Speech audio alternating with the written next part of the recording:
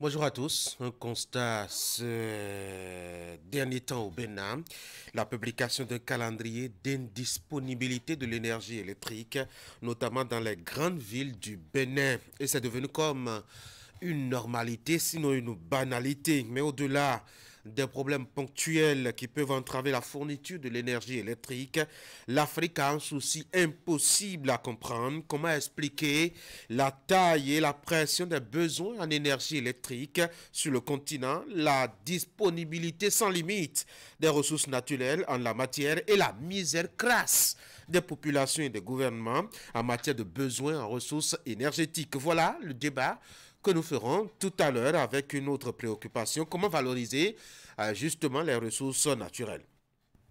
Notre invité ce matin, c'est Alassane Gomina Soulé, vice-président du comité d'organisation des festivités des 50 ans d'existence de l'association des ressortissants pour le développement de l'arrondissement de Basila. Avec lui, nous allons discuter de la contribution d'une association au développement à la base, au-delà des fêtes et de promotion de l'économie d'ailleurs. Bienvenue à tous.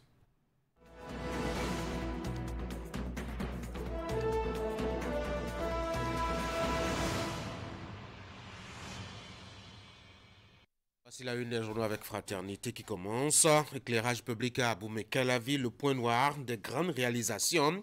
La mairie appelée à prendre ses responsabilités. Consommation abusive des boissons pendant les fêtes de fin d'année. Michel Renoumabou, phytothérapeute, c'est le foie qui est endommagé. Ce n'est pas l'excès de boissons qui fait le plus beau jour, a rappelé l'homme. Voici le matinal. Consommation au Bénin, une hausse de 0,3% enregistrée en novembre 2024. Et puis, matin libre, hôpital de l'ordre de Malte de Djougou, naissance de quintuplé. 3 gestes, 7 enfants, l'élan de solidarité attendu. Info matin, succession normale, la Patrice Talon en 2026. La colistière, une option rangée au placard. C'est demandé. Le quotidien, Prime News Monde, système partisan au Bénin, la réforme a encore du plomb dans l'aile, selon l'analyse et le constat du quotidien. Nous sommes avec le meilleur maintenant, élection à la présidence de l'Union africaine.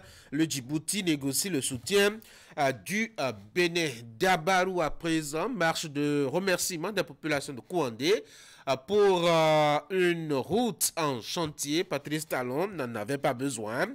A dénoncé donc la parution. Voici le potentiel. Cantine scolaire dans le Koufo, Dogbo, vol de riz, cuisinière, gruger, directeur d'école arrêté. Le journal vous fait un petit point. Notre époque, opération de formalisation foncière à l'Agence nationale du domaine et du foncier. La plateforme e-foncier est fonctionnelle dès le 1er janvier 2020. 5. Diplomatie des émissaires du royaume d'Eswatini reçus par le ministre Bakari, le confrère de la matinée en marge de la Coupe de l'excellence de Wushu, Taoulou et Sanda.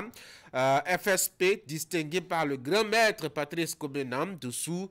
Le nouveau FSP, c'est Félix Sondé Pépéripi. La nation, réduction de la mortalité maternelle et néonatale des équipements au profit du système sanitaire. La Nouvelle Gazette, pièce d'état civil au Bénin. Le CIP délivré sans signature valable pour les dossiers d'examen. L'économiste dette extérieure des pays en développement, 1400 milliards de dollars déboursés en 2023.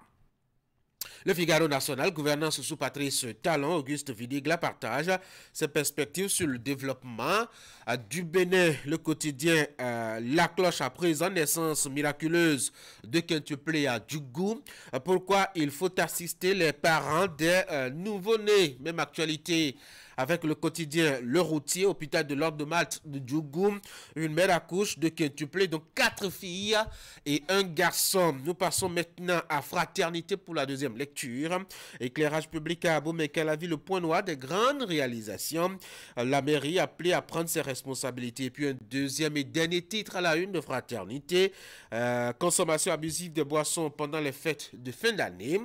Eh bien, Michel Renoumabou, phytothérapeute, dit ceci, c'est le foie qui est endommagé, vous êtes donc prévenu. Ce n'est pas l'excès de boisson qui fait le plus beau jour à analyser et proposer donc le phytothérapeute. Voilà ce qu'on peut retenir de la une des quotidiens parvenus à à Canal 3 Bénin ce matin. Et dans les colonnes de Fraternité, cette dénonciation en manchette pour sa production de ce mercredi matin. Éclairage public à Aboumé-Calavi, c'est un gros point noir des réalisations, notamment du PAG. C'est la mairie qui est appelée à prendre ses responsabilités, en tout cas, de l'analyse et de l'information de Patrice Sokebe, qui nous propose justement un article réflexion en la matière. Vous prenez justement le tronçon Cotonou, sinon Godomé jusqu'à pratiquement là-bas, vous n'avez pas d'éclairage public sur la route. C'est un gros point noir selon le quotidien. Et cette actualité est partagée par pratiquement l'ensemble des quotidiens ce matin. Une mère qui donne naissance à des quintuplés, s'il vous plaît. C'est une première dans le département de la Donga, selon Fraternité. C'était donc ce 10 décembre qui restera gravé dans la mémoire des habitants de Djougo. Une femme qui a donné la vie à 5 enfants. Cet accouchement a eu lieu à l'hôpital de l'Ordre de Malte, précise le quotidien. Selon les informations disponibles, les 5 bébés et leur mère sont en bonne santé. C'est un événement qui a suscité une grande admiration de toute la communauté, selon donc le journal qui vous propose une photo de ces nouveaux-nés tout mignons dans ces colonnes en ce matin. Faut-il le rappeler, ça fait quand même 4 filles et un garçon. Cette actualité qui pourrait vous intéresser aussi, ça se passe certainement bien loin de l'Afrique, bien loin de chez vous, mais ça pourrait bien toucher votre quotidien. Les conséquences pour l'Afrique de la chute de Bachar el-Assad, c'est l'ancien dirigeant syrien resté au pouvoir malgré la guerre pendant 14 années consécutives. Il aurait pu partir depuis 2016, mais il a pu résister avec l'appui de la Russie. Alors qu'est-ce que l'Afrique aura à ressentir comme répercussion? Le journal propose quelques analyses. La démocratie en Afrique, c'est bien possible que cela justement affecte la démocratie. Et comment? Le journal vous propose son analyse. Et voici maintenant qu'on va passer à l'acte 2 d'Actu Matin, le bulletin d'information avec Ingrid Day. Ingrid, bonjour. Oui, Tanguy, bonjour et bien bonjour à tous. Voici les titres donc du bulletin d'information. Le Bénin qui redynamise ses relations d'amitié et de coopération avec les Swatini et la République de Djibouti. En visite à Cotonou, les émissaires de ces deux pays ont été reçus par le ministre des Affaires étrangères, que vous avez à l'image. Les échanges entre Olusegun Djadi Bakari et ses hôtes ont porté sur le renforcement du multilatéralisme. Idrissou Bokari a été témoin de leur rencontre et de leur bref échange. Il nous en dira plus. Et puis, on dira 2 mots au sujet de la première édition des journées de l'enseignement et de la formation technique et professionnelle. L'initiative est portée par le ministère en charge de l'enseignement secondaire avec l'appui de l'Agence pour le développement de l'enseignement technique. Un rendez-vous de 5 jours qui met en avant l'importance de la formation technique et professionnelle au Bénin. Voici le bulletin.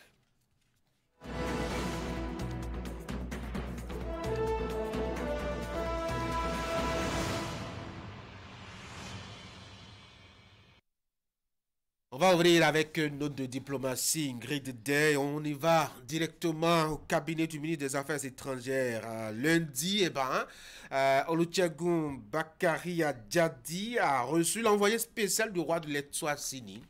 En effet, Tanguy, le ministre de la fonction publique de l'Eswatini est venu à Cotonou pour échanger avec Olusegun Djadi Bakari sur divers sujets qui engagent la vitalité des relations entre les deux pays. Pendant le tête-à-tête, les deux personnalités ont convenu d'un soutien mutuel au sein de la communauté internationale. Suivant. Le ministre de la fonction publique de l'Eswatini est reçu ici par le ministre béninois des Affaires étrangères ce lundi 9 décembre 2024. Dans son style vestimentaire peu ordinaire, l'envoyé spécial du roi Mswati III est à Cotonou pour un moment de discussion avec le ministre des Affaires étrangères du Bénin.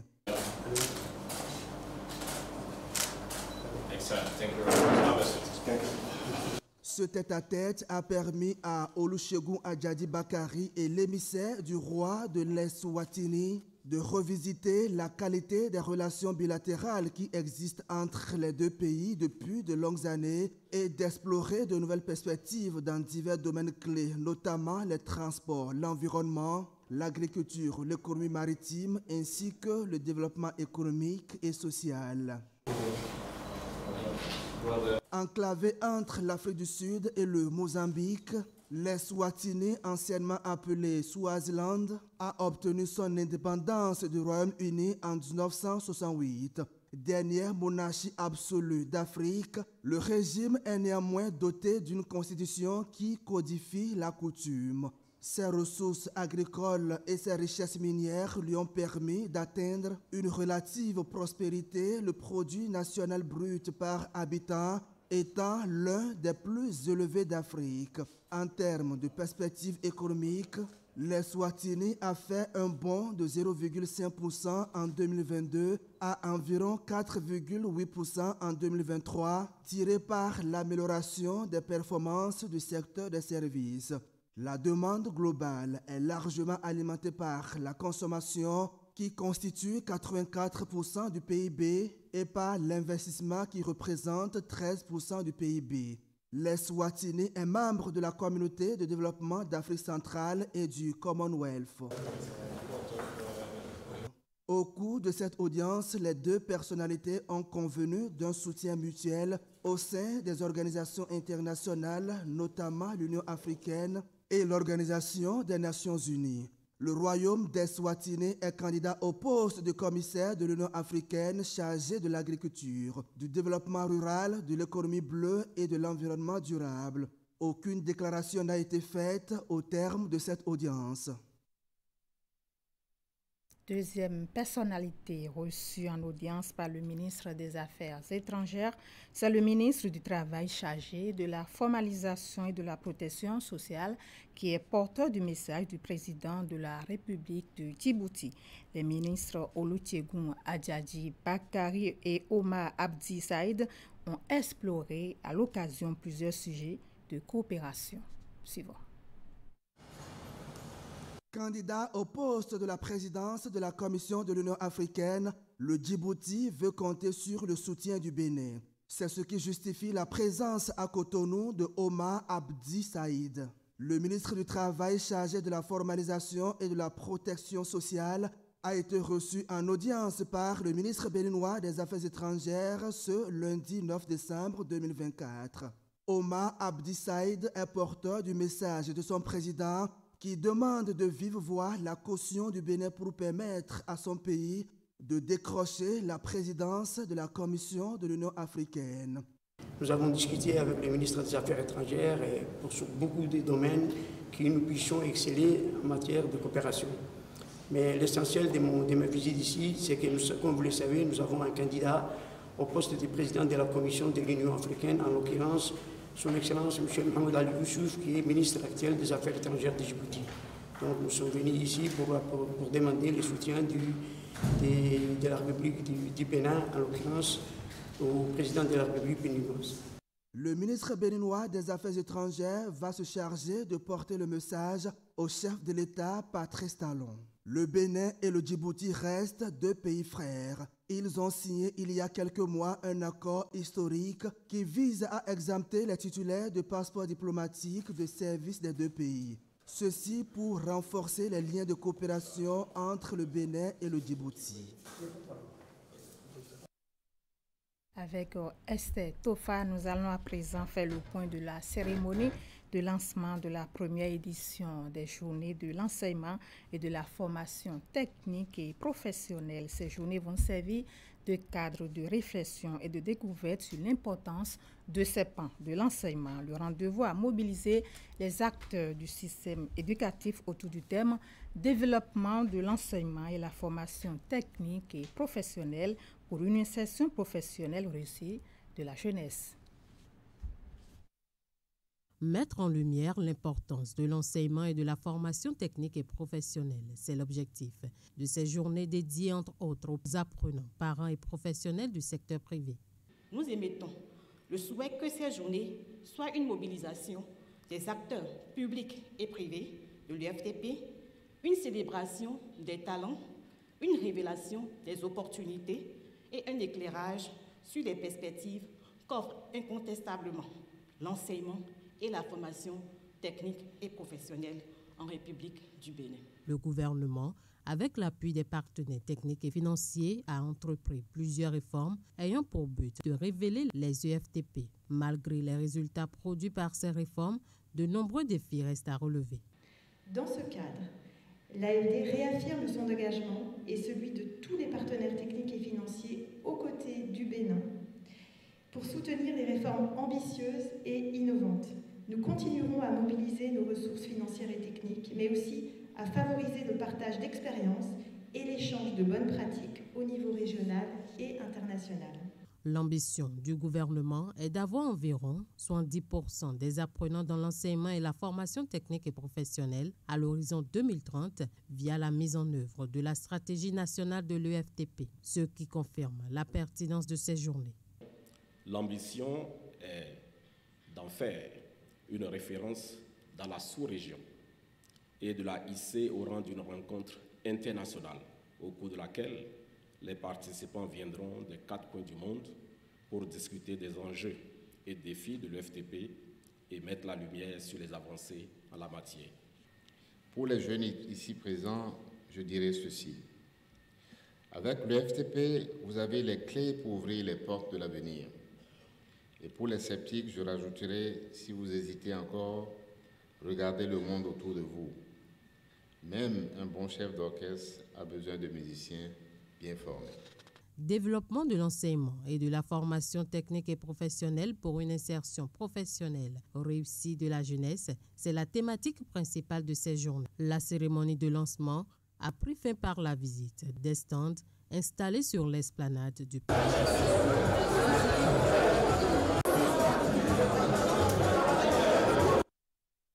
Une équipe du Haut Commissariat à la prévention de la corruption était à l'École nationale d'administration pour une causerie débat avec les étudiants en première année d'administration générale. Chaque migrant a entrepris depuis quelques jours une série de rencontres avec les différentes composantes de la société, dont les jeunes qui se trouvent cette année au cœur de la Journée internationale de lutte contre la corruption, célébrée le 9 décembre de chaque année. Figila Hodéon pour les précisions.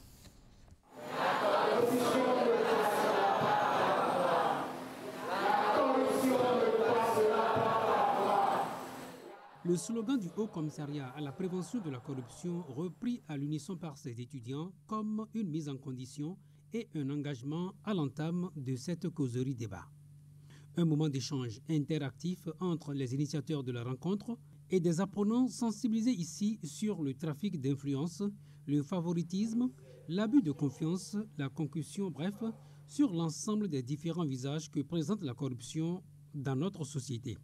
Je pense que ces initiatives peuvent nous permettre, nous, la couche juvénile montante, à mettre fin à la corruption parce que ceci est un frein au développement durable et je pense que nous devons admonester ceux qui pratiquent cette corruption.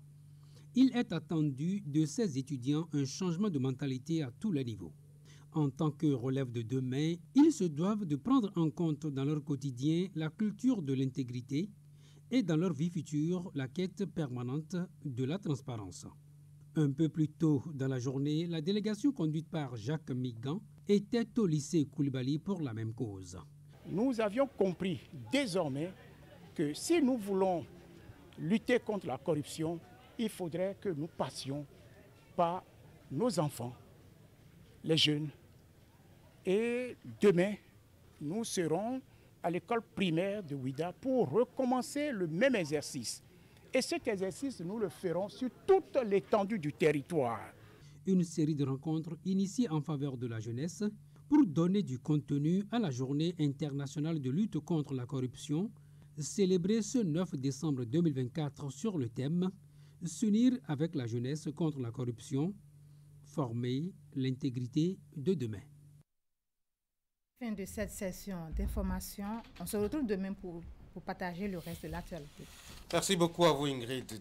On va donc prendre rendez-vous avec vous demain à partir de 7h15 par là pour une autre édition du journal télévisé sur Actu Matin. Ça s'appelle le bulletin d'information. Passez une bonne journée. Mesdames et messieurs, de la journée, vous avez d'autres rendez-vous avec l'actualité vue par la rédaction de Canal 3 Bénin. À 22h30, c'est la dernière édition, on l'appelle l'édition de la nuit sur Canal 3 Bénin. Avant cela, vous avez d'autres grands rendez-vous comme celui de 19h30 ou celui de la mi-journée à 13h par exemple. Entre ces deux dernières éditions, les petits rendez-vous de 11h et de 16h, le bulletin d'information en effet. Prenez le rendez-vous. Pour l'instant, Actu Matin se poursuit. Voici chez vous le bulletin d'information sportive.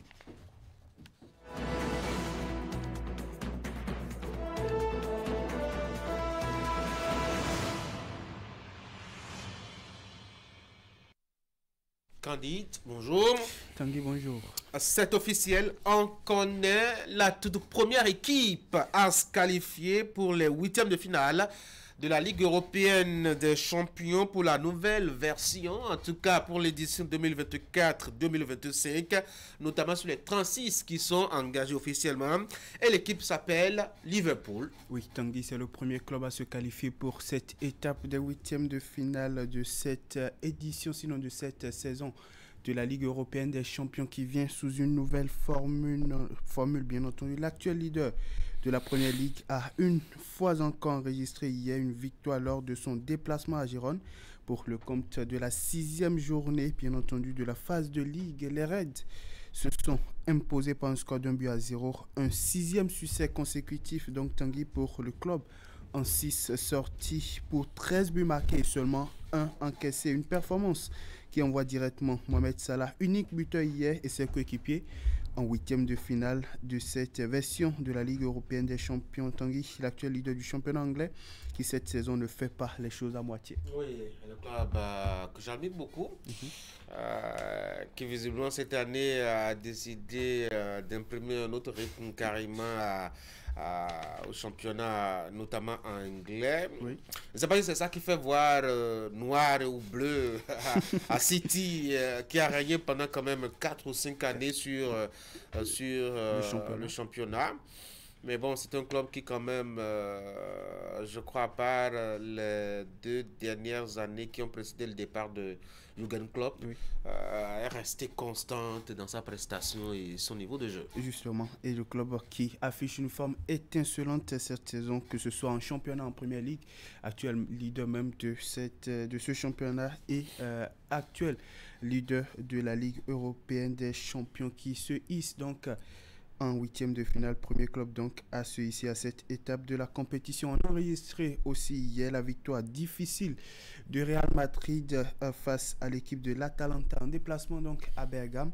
Les champions en titre s'imposent avec seulement un but d'écart aux champions de l'Europa League. Kylian Mbappé a ouvert le score à la 10e minute de jeu pour le Real Madrid. Cartelare a égalisé pour l'Atalanta sur penalty, et puis 2 minutes bien entendu du temps additionnel de la première mi-temps. À la 56e minute de jeu, Vinicius Junior permet au Real de reprendre l'avance au score et Jude Bellingham va porter le score à 3-1, sauf qu'ils ont oublié bien entendu Ademola Lookman qui va réduire le score à la 65e minute de jeu. Score final 3-2 pour les hommes de Carlo Ancelotti, Tanguy, qui reprennent de la confiance après une série de 5 matchs, 2 victoires et 3 défaites. Une série mitigée donc pour le club de Carlo Ancelotti qui reprend donc du sourire, qui goûte une nouvelle fois à la victoire. 3 victoires, 3 défaites donc pour le Real Madrid. Il leur fallait hier, sinon ça aurait été la catastrophe sur la Maison Blanche, la noyade carrément. Mais fort heureusement, je crois qu'ils ont pu arriver à bout. C'est le Real, quand il est en difficulté, qu'on a découvert hier, sinon que d'aller s'imposer justement à Atalanta 3 buts à 2, alors même que le club était très craint, parce que justement ayant battu l'AC Milan, qui à son tour avait battu le Real, toujours dans cette même compétition. On avait craint justement pour la peau des merengues, mais je crois qu'ils s'en sont bien sortis. Oui, ils s'en sont bien sortis hier, notamment avec cette victoire 3 buts buts à 2. Le Real qui aurait pu s'imposer par un score de 3 buts à 1, mais ils ont oublié l'un des joueurs qui est en lice pour le Ballon d'Or africain 2024, bien entendu, Ademola Lookman, qui a réduit le score à la 65e minute de jeu. Autre résultat, toujours dans le cadre, sinon à l'ouverture de cette 6e journée de la phase de Ligue et de la Ligue européenne des champions, on a le score nul et vierge entre Dynamo Zagreb et le Celtic Glasgow. Atalanta Bergame qui s'est incliné, on l'a dit tout à l'heure, devant le Real Madrid 3 buts à 2, et puis 1-0 pour la victoire du Stade Brestois devant le PSV Eindhoven. Tanguy, le Stade Brestois qui goûte une nouvelle fois à la victoire après donc la déculottée, sinon oui. La défaite en réalité face au FC Barcelone. Oui, mais c'est quand même le club à merveille, en tout cas pour cette édition de la Champions League. En dehors de Monaco aussi. En tout cas, les clubs français cette année quand même font un peu comme ils peuvent, sauf le club de la capitale, bien évidemment, qui tâtonne comme à son habitude dans le départ au niveau donc de ce... Brest, c'est quelque chose. Brest qui, après 6 journées, compte sinon enregistre un total de 4 victoires, 1 nul et puis une défaite, notamment la défaite enregistrée face au FC Barcelone. Autre résultat également, le club Bruges qui s'impose par un score de 2 buts à 1 devant, bien entendu, le club du Sporting Club du Portugal. 3-2 pour la victoire de Aston Villa devant Leipzig. 1-0 pour la victoire du Bayer Leverkusen devant Inter de Milan. Salzbourg qui s'incline devant le Paris Saint-Germain, qui enregistre bien entendu 3 points au cours de cette 6e journée et totalise désormais 7 points au classement après donc 6 journées pour le club de la capitale française. Dernier résultat bien entendu de ce mardi, le Bayern de Munich qui s'impose avec un score bien entendu de 5 buts à 1 au Shakhtar Donetsk. On va passer maintenant au reste des matchs à jouer pour le compte de cette 6e journée de la phase de Ligue. 9 différentes rencontres à suivre ce mercredi à 18h45. On aura droit à 2 différentes rencontres. Atlético qui sera face à l'équipe de Bratislava. Lille, un autre club français qui sera face à l'équipe de Sturm Graz. À 21h, Arsenal. Les hommes de Michael Arteta seront face, bien entendu, au Monégasque de l'Est, Monaco. Le Borussia Dortmund va en découdre avec le FC Barcelone qui est sur une série, il faut le dire, bien entendu, de 2 victoires après donc le match de la 3e journée. Le Benfica de Lisbonne sera face à l'équipe de Bologne. Feyenoord va en découdre avec Sparta Praha. La Juventus de Turin, l'équipe bien entendu, la vieille dame sera face à l'équipe de Manchester City. Les hommes de Pep Guardiola qui auront bien entendu à se relancer dans cette course face à l'équipe de la vieille dame. On aura également 2 autres rencontres toujours à 21h. Milan AC sera face à l'équipe de Zvezda et puis Stuttgart va affronter l'équipe de Young Boys. J'espère que Barcelone va y prendre garde. Parce que Dortmund, c'est quand même quelque chose aussi. Oui. Hein. Dortmund qui est une belle série. Oui, absolument. On l'a vu même en championnat local. Belle prestation avec notamment face au Bayer Leverkusen.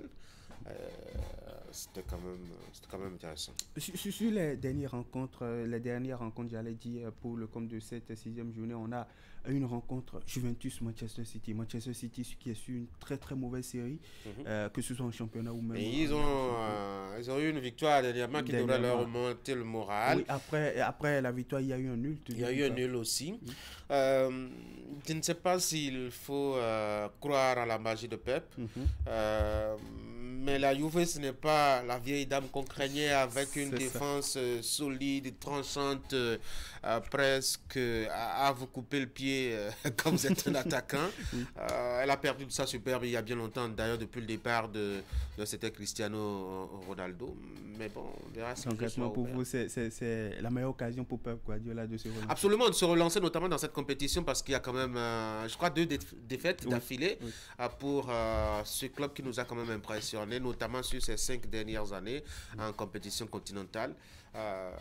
On verra bien ce que ça va donner ce soir. On verra bien ce que ça va donner, chers téléspectateurs. Prenez les différents rendez-vous. On va parler maintenant d'un joueur qui a joué plusieurs saisons de la Ligue européenne des champions. Il s'agit du capitaine du Sili national, Naby Keita, ancien joueur de Liverpool qui a évolué la saison écoulée à Werder Bremen en Allemagne, sauf que la saison s'est terminée en queue de poisson pour le joueur guinéen. Faut-il le rappeler, en avril dernier, il avait été suspendu, bien entendu, par son club Werder Bremen et une amende lourde avait été imposée suite à son refus de voyager avec l'équipe pour un match de la saison précédente contre le Bayer Leverkusen. Aujourd'hui, il est prêté pour une saison et demie à Ferencváros, club de la première division hongroise, avec une option d'achat de son contrat à la fin donc de la saison. Le club hongrois l'a officiellement annoncé mardi 10 décembre, bien entendu, 2024. On revient maintenant sur le continent pour parler toujours football et on commence par l'Afrique du Sud. Après donc 2 journées de la Ligue africaine des champions, Mamelodi Sundowns procède au changement de son entraîneur. Et bien entendu, il faut le préciser, le club sud-africain des Mamelodi Sundowns a officialisé la nomination de l'entraîneur portugais Miguel Cardoso à la tête de l'équipe pour les prochaines sorties donc des Mamelodi. Celui-ci est passé donc, faut-il le rappeler, par l'Espérance sportive de Tunis. La décision de recruter Miguel Cardoso bien entendu, intervient après des performances décevantes de l'équipe, que ce soit en championnat ou même en Champions League africaine, bien entendu, de la CAF. Pour ce qui est des interclubs de la CAF, il faut dire que les Sundowns ont concédé 2 nuls après donc 2 journées. Le club l'a annoncé via ses canaux digitaux en septembre. Il faut vous allez le voir sur l'image. Mamelodi Sundowns a annoncé aujourd'hui la nomination de Miguel D. Acevedo Cardoso comme nouvel entraîneur-chef du club avec effet immédiat. La mise en place de la nouvelle équipe technique d'entraîneurs a été rendue nécessaire par les récents résultats insatisfaits malgré l'engagement du conseil d'administration de Sundowns de donner à l'ancien entraîneur et à son équipe technique l'opportunité de diriger le club dans le futur. L'entraîneur Miguel était l'entraîneur-chef de l'Espérance sportive de Tunis et a atteint la finale de la Coupe du Monde 2023. On va parler des nôtres maintenant. Oui. On va s'intéresser notamment aux dames et les plus jeunes d'ailleurs, celles qui n'ont pas encore 17 ans. Dans le cadre de la participation du Bénin à la première édition du tournoi UFOA de la zone B de cette catégorie que je viens de citer, les Amazones du Bénin ont pris départ de Cotonou hier pour la capitale ghanéenne. Oui, 20 joueuses composent la délégation béninoise qui a pris départ de Cotonou hier pour Accra. Ainsi, la sélection féminine du 17 du Bénin a eu droit à plus d'une semaine de préparation pour cette échéance qui démarre dès demain à Accra, dans la capitale ghanéenne. Et ceci avec à la clé un match amical disputé contre une équipe de la 2e division féminine du Bénin, où une victoire 3-0 pour les pouliches de la sélectionneur Ida Azonsou, 3-0 donc contre l'équipe de Gazelle FC de Révier. 30 au départ. Elles sont désormais 20 joueuses à se rendre à Accra pour la compétition. Il faut rappeler qu'après le désistement du Burkina Faso, le Bénin se retrouve dans le groupe A, bien entendu, en compagnie du pays hôte, le Ghana, que les Amazones U17 auront affronté le 12 de demain donc, et le 14 décembre prochain. Tanguy, outre les Amazones U17, il faut dire que le sifflet féminin béninois aussi sera représenté à Accra déjà à partir de demain. C'est une arbitre qui a été sélectionnée, celle-là qu'on appelle Merveille Bourglenou, qui est sélectionnée comme arbitre central. Vous allez le voir sur l'image. Elle qui aura donc la responsabilité non seulement de représenter le sifflet féminin béninois, mais celui béninois en général à cette compétition qui va se dérouler du 12 au 22 décembre 2024. Pour ce qui est du calendrier de la compétition, demain à 15h, l'équipe du Bénin affronte le Ghana à partir de 15h, bien entendu, je le disais. Le Nigeria affronte le Niger à partir de 18h, toujours demain. Puis le 14 décembre, le Bénin va en découdre avec le Ghana à partir de 15h avant le match entre le Niger et la Côte d'Ivoire à 18h. Puis le 16 décembre, on aura droit à une rencontre entre la Côte d'Ivoire et puis donc le Nigeria dans le groupe B. Au champ de discipline? Oui. On va plonger dans la piscine maintenant. On va s'intéresser justement à la natation. Candide, le Bénin qui a représenté en Hongrie pour les championnats du monde, la discipline. Oui, les championnats du monde de la natation petit bassin 2024 se tiendront à Budapest en Hongrie du 12, bien entendu déjà demain jusqu'au 15 décembre 2024. La natation béninoise est bien représentée à Budapest pour ce rendez-vous mondial. Ils seront 3 à défendre les couleurs nationales, sinon à porter haut l'étendard du Bénin. À cette échéance, Iona Eliane Douillet, qui était même au JO de Paris 2024 par principe de l'universalité. On aura également Ohan, bien entendu, Lawan Din Moreira, qui aura aussi à défendre les couleurs nationales à ces championnats du monde de natation en Hongrie bien entendu. Et puis Emmanuel Jefferson Panou, qui aura aussi à plonger dans les bassins de Budapest pour défendre les couleurs nationales. Et ces derniers seront sous la houlette de leur entraîneur Narcisse Kwasi Aloinsou et soutenus par le président de cette fédération, Aurélien Rontondi. Allez, je vais vous présenter maintenant celui-là qui pourrait être le prochain Usain Bolt, sinon celui-là qui tutoie déjà les performances de l'athlète jamaïcain. Vous allez le voir sur l'image. Il s'agit d'un athlète australien, Gougou. C'est son nom, 16 ans, qui fait tomber déjà le record du Usain Bolt et entre dans l'histoire du sprint mondial. Le jeune sprinter australien Gougou, âgé de 16 ans, a récemment établi un nouveau record national de 200 mètres en réalisant un temps de 20 secondes 4, bien entendu, lors des Australiens All School Athletic Championship à Brisbane. Cette performance dépasse l'ancien record australien de 20 secondes 6 détenu depuis 1968 par Peter Norman. Ce chrono fait également de Gougou le sprinter de 16 ans le plus rapide de l'histoire de cette distance, surpassant le temps de 20 secondes 13 que Usain Bolt avait réalisé au même âge en 2003. En plus de cette performance, Gougou a enregistré un temps de 10,17 secondes aux 100 mètres, établissant ainsi un nouveau record national des moins de 18 ans. Je vais vous inviter à suivre ici 56 minutes de cette course qu'a fait 56 secondes, pardon, j'allais dire. Sinon on allait clôturer l'émission. Non, 56 secondes, j'allais dire, qu'a fait ce jeune sprinter australien au nom de Gougou.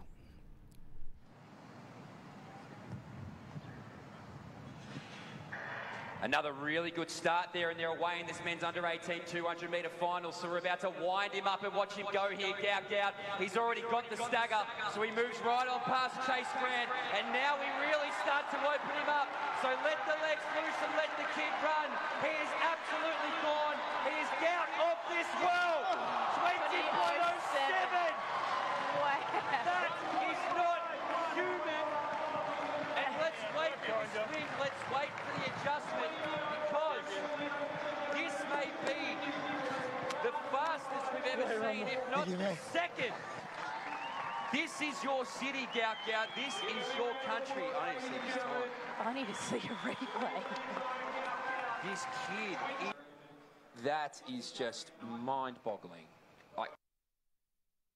Tanguy, 20 secondes 4 pour ce sprinter. Et il s'appelle Gougou, vous avez dit. Quand j'ai entendu Gougou, j'ai pensé à un frère d'Abomey, parce que sa connotation font quand même.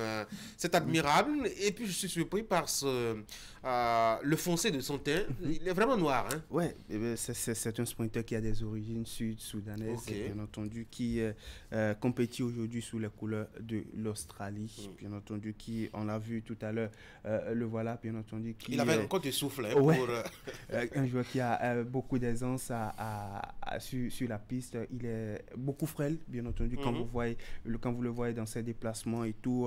On le compare déjà à Usain Bolt, qui avait réalisé 20 secondes 13 à l'âge de 16 ans, bien entendu. Ce record est en 2003, oui.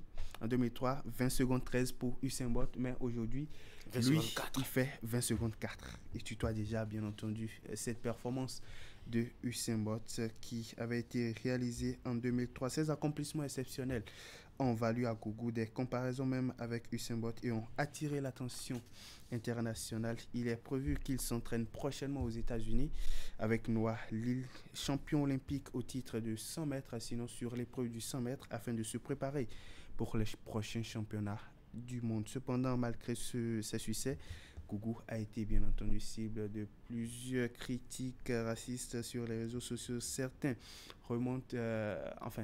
remettant même en question son identité australienne. Je l'annonçais tout à l'heure, il a des origines sud-soudanaises. Ces attaques ont également été largement condamnées, rappelant l'importance de célébrer donc la diversité et les réalisations de tous les athlètes australiens. La trajectoire ascendante de Gougou laisse présager un avenir prometteur donc pour l'athlétisme, bien entendu, mondial, et des performances qui continuent d'inspirer de nombreux jeunes athlètes à travers donc la planète, sinon pour ne pas dire le monde. On va s'arrêter ici ce matin. Merci beaucoup pour nous avoir présenté Gougou surtout. Merci Candide. Je vous souhaite de passer une très bonne journée. Merci, pareil à vous. Mesdames et messieurs, la suite d'Actu Matin, c'est l'invité.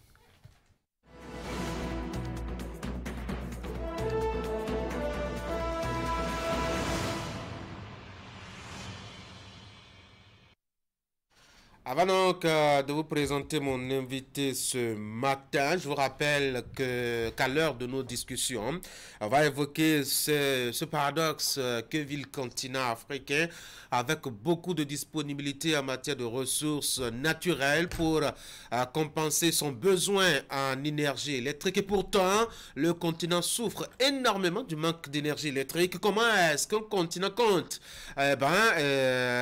se développer et surtout penser à un enracinement industriel sans avoir résolu préalablement la question de l'énergie électrique? On fera donc le débat en partant justement de l'exemple béninois où depuis 60 ans en tout cas le Bénin et les gouvernements qui se sont succédés n'ont pas pu trouver une solution à la question donc de la fourniture de l'énergie électrique. Quelques difficultés encore ces derniers temps, notamment dans la fourniture de ce précieux élément de développement. Vous avez certainement dû en souffrir dans votre localité ou que vous soyez sur le territoire national. On fera donc le débat tout à l'heure. Mais avant cela, voici donc mon invité. Il s'appelle Alassane Gomina Soulé. Il est vice-président du comité d'organisation des festivités des 50 ans d'existence de l'association des ressortissants pour le développement de l'arrondissement de Bercy-là. Monsieur Gomina Soulé, bonjour. Bonjour, monsieur. Bienvenue sur l'Actu Matin. Merci. C'est bien rare, des associations de développement qui fêtent 50 ans. J'avoue que vous avez fait du chemin. Félicitations. Merci. Bon anniversaire. Merci. Et maintenant, dites-moi, quel est votre secret pour faire 50 ans? Merci encore une fois de nous donner cette opportunité d'être sur cette chaîne. Le secret, ce n'est que la solidarité. La solidarité et un esprit commun qui nous guide d'être ensemble. Vivre ensemble, notre vie guidée, malgré tout ce qu'on peut connaître dans la vie d'un homme comme péripéties, vivre ensemble, travailler ensemble, être unis, ça a été donc le secret pour passer les 50 ans. Et ça vous a permis justement de faire 5 décennies d'affilée. Au-delà de votre organisation, je veux bien comprendre quel est le rôle de ce genre d'association pour le développement au niveau local. Le rôle de notre association de l'ARDAPS, c'est de travailler pour le développement de la communauté.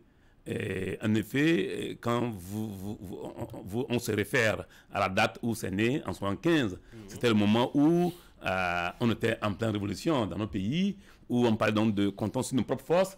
Donc ça a été un leitmotiv qui a fait que les fils de Bastila, suffisamment engagés, ont dit c'est le moment vraiment d'être ensemble pour penser au développement, surtout dans ces zones enclavées qui étaient Bastila en ce moment, totalement enclavées, aucune rue, aucune infrastructure sérieuse, en dehors donc des structures administratives.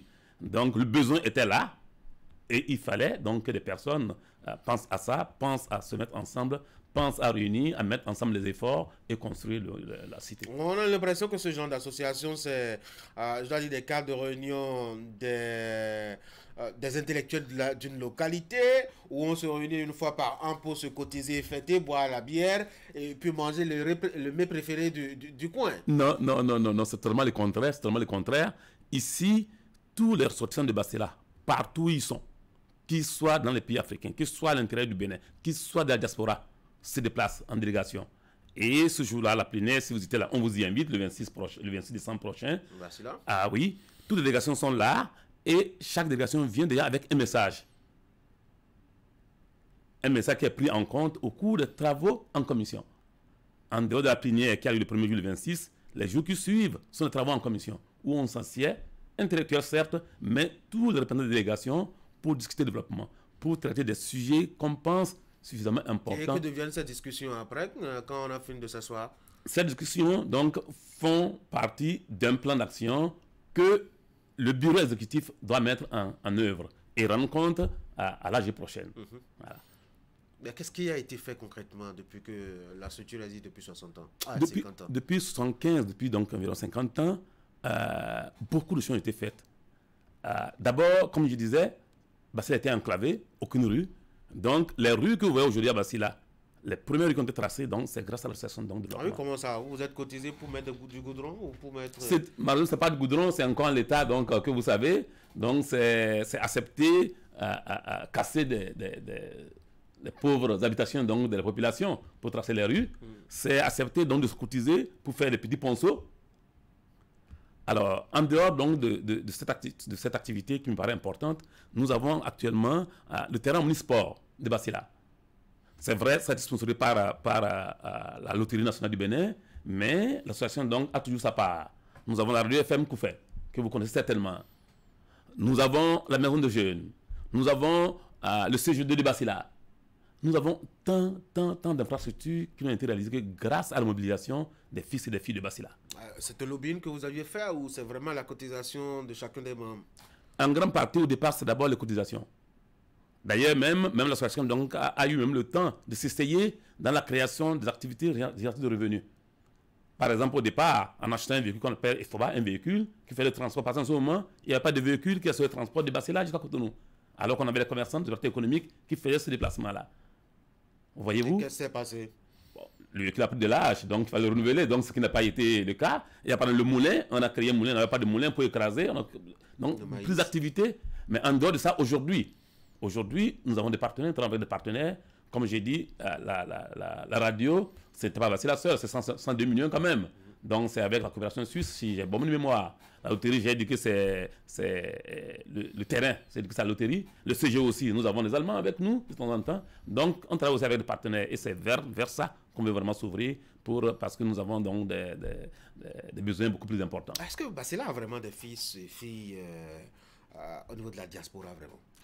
Basila a beaucoup de fils et filles. Si on t'est permis donc d'être plus nombreux sur ce plateau, je serais venu avec l'un d'eux. Oui, c'est vrai que celui qui a pris contact avec moi a dit vous avez une large délégation, j'ai dit le studio du canal est petit. Exactement. On va prendre et ils sont là, ils jouent un grand rôle à la diaspora donc basiloise en Europe et aux États-Unis, jouent un grand rôle. D'ailleurs, quand à un moment donné on avait des difficultés donc pour l'ambulance centre médicale de Basila, à l'hôpital de zone, la diaspora a offert une ambulance.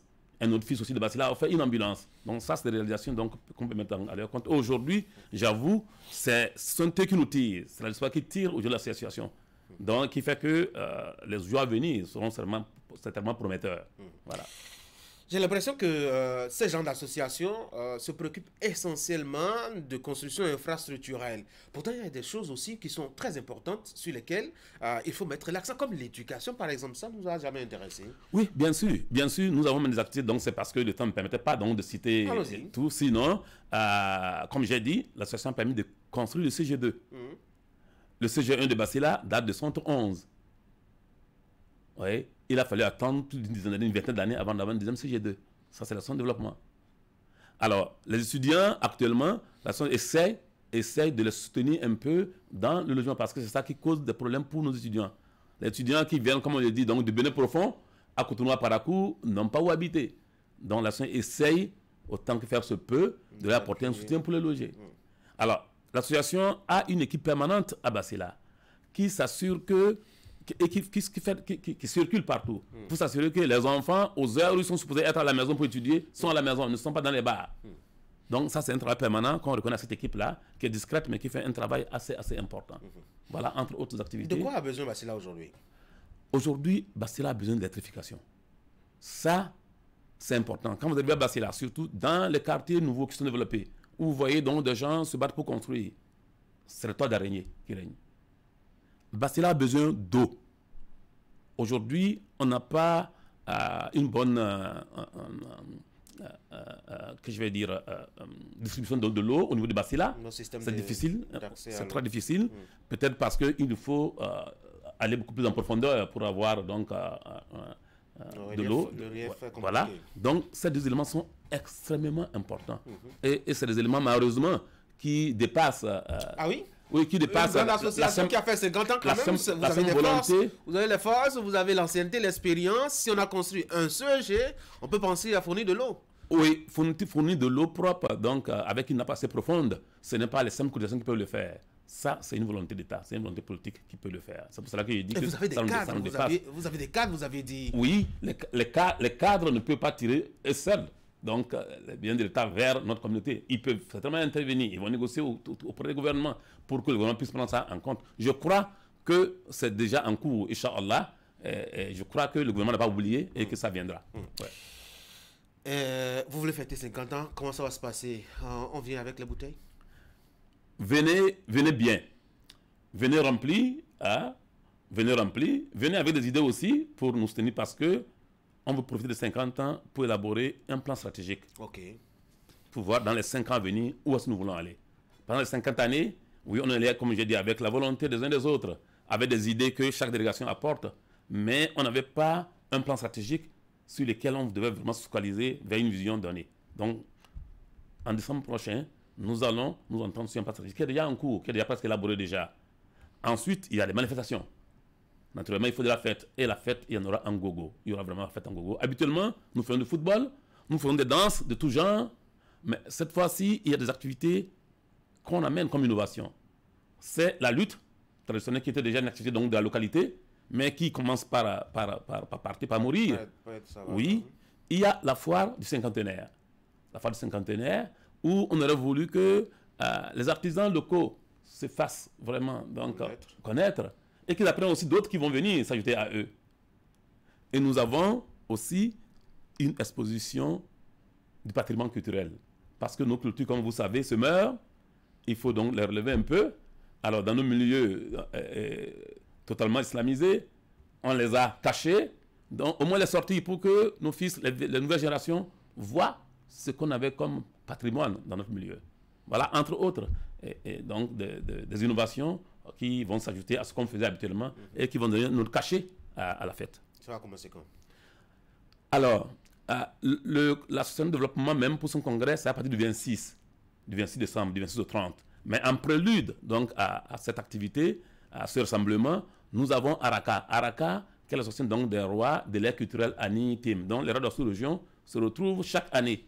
Alors là, du 23 au 24, donc, cette activité d'Araka aura lieu.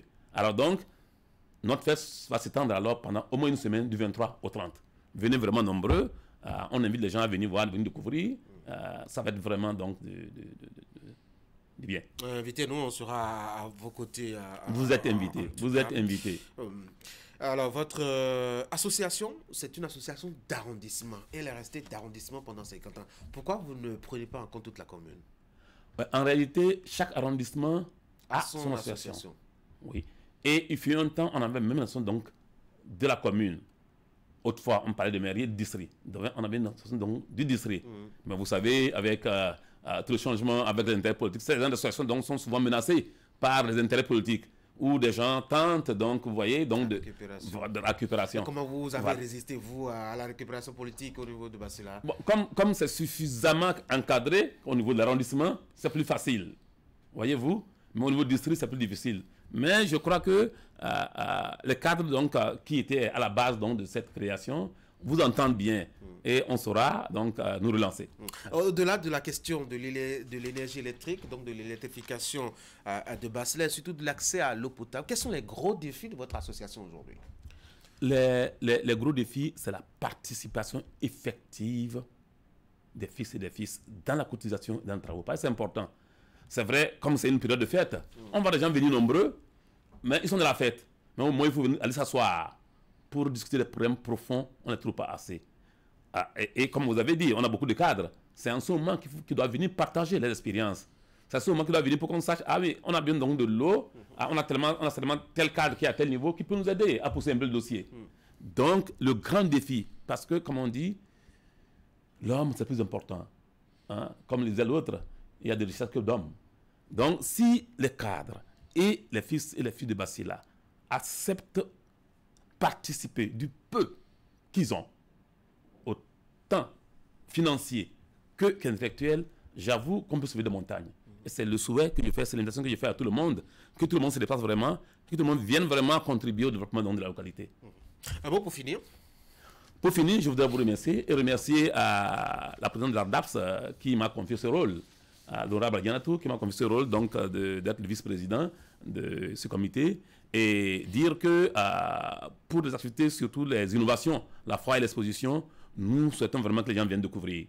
Parce que nous avons l'intention pour l'exposition à terme d'aller vers un musée, pourquoi pas, ça, on n'a pas dans la localité. Si on arrive à collecter ce patrimoine culturel qui est en train donc de mourir, qui est en train donc dans les maisons, alors on peut à terme aller vers un musée. Donc il nous faut de la bonne volonté, il nous faut un engagement. Et pour la foire, pour réellement le développement donc, de la localité, il faut que nos artisans soient suffisamment vantés, il faut qu'ils soient bien vendus. Et c'est à nous de le faire. Je voudrais inviter donc chacun donc, à faire le déplacement, à venir les poches remplies, hein, pour aussi participer à la fête. Pourquoi pas. Merci. On aura du bon tchoukoutou en place? Non, malheureusement, ce n'est pas une zone où on boit beaucoup de tchoukoutou, c'est vrai. Qu'est-ce qu'on boit là-bas? Beaucoup plus de l'eau et de boissons secrètes. Mais c'est vrai, il y a des coins... exactement, il y a des petits coins quand même de tchoukoutou parce que donc c'est suffisamment étendu. Nous avons une grande communauté d'État-Maribé chez nous.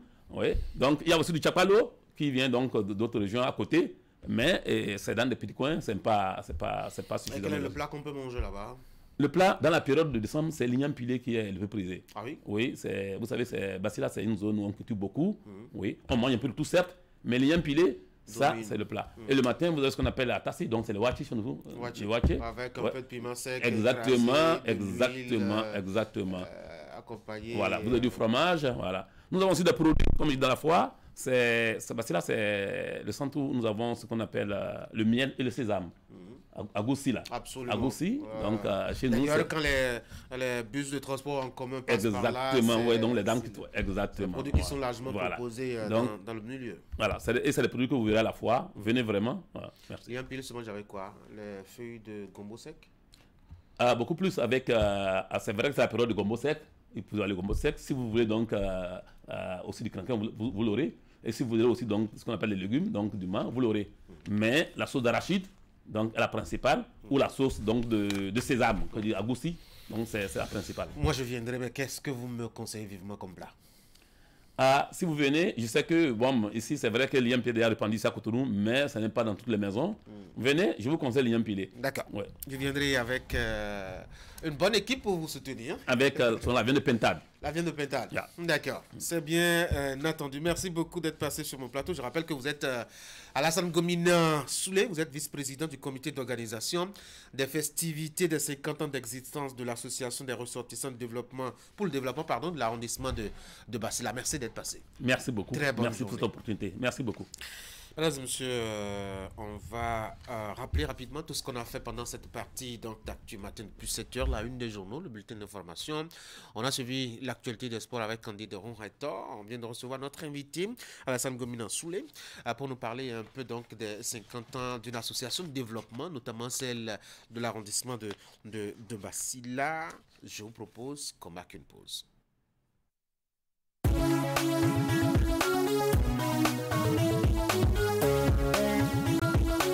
Ce soir j'ai un rencard avec une bête de meuf.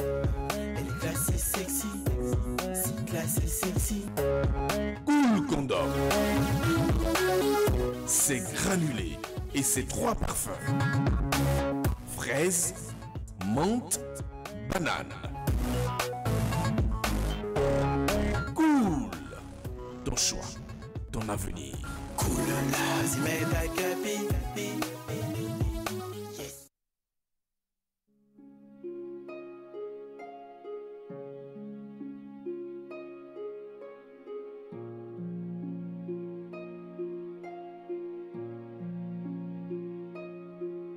Vous avez le choix. On a tous toujours le choix. Le choix d'une vie de plaisir incontrôlée avec à la clé une famille nombreuse condamnée à la précarité.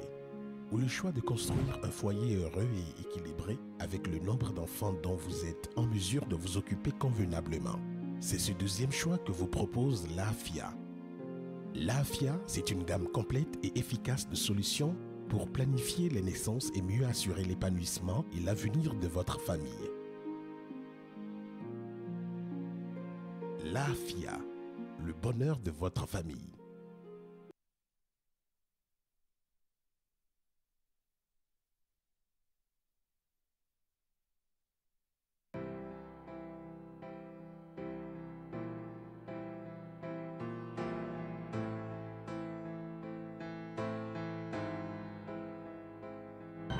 Eh oui, avec le 7344, plus de questions difficiles, des préoccupations sur la sexualité, le 7344, signaler une violence aux filles ou aux femmes, le 7344, des préoccupations sur la planification familiale, le 7344, des services de qualité dans le secteur privé, le 7344, comment lutter contre la diarrhée et le paludisme, le 7344, appelez gratuitement le 7344.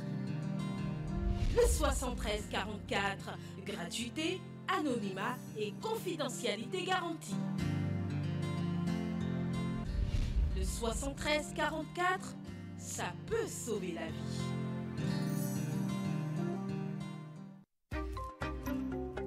La cybercriminalité est un fléau à l'antipode du développement socio-économique durable et de la crédibilité de notre pays. Ne permettons pas aux cybercriminels et gaïmans de salir la réputation de notre pays et de ruiner nos efforts collectifs en faisant fuir les investisseurs. Ensemble, combattons la cybercriminalité en dénonçant les gaïmans. Pour tout renseignement et assistance contre la cybercriminalité, appelez les numéros 63 09 51 61, 63 09 51 62, 65 48 78 74 ou écrivez à l'adresse mail ocrc@dgpr.bj.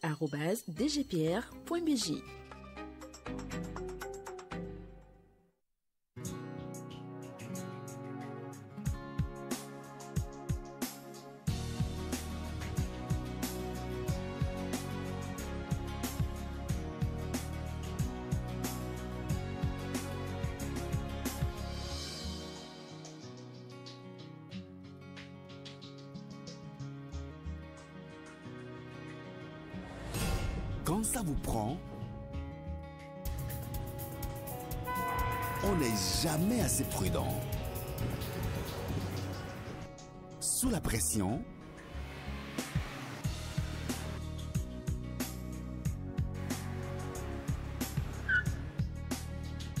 prudence est mère de sûreté. Prudence Plus, chaque fois, toutes les fois. Prudence Plus, préservatif de qualité à prix subventionné, en vente partout.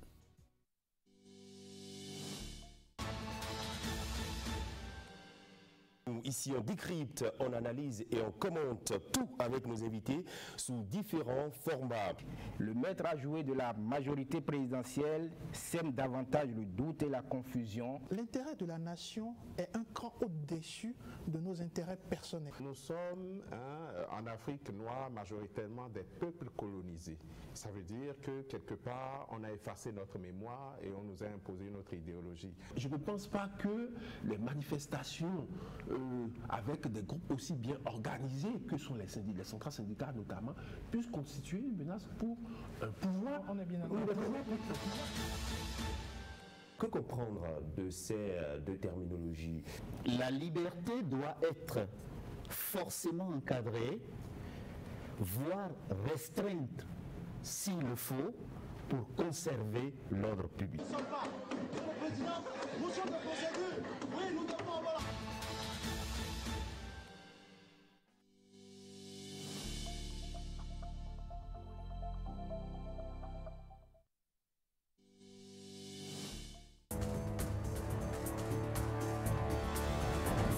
Quelle est la situation à la date d'aujourd'hui au niveau de nos frontières?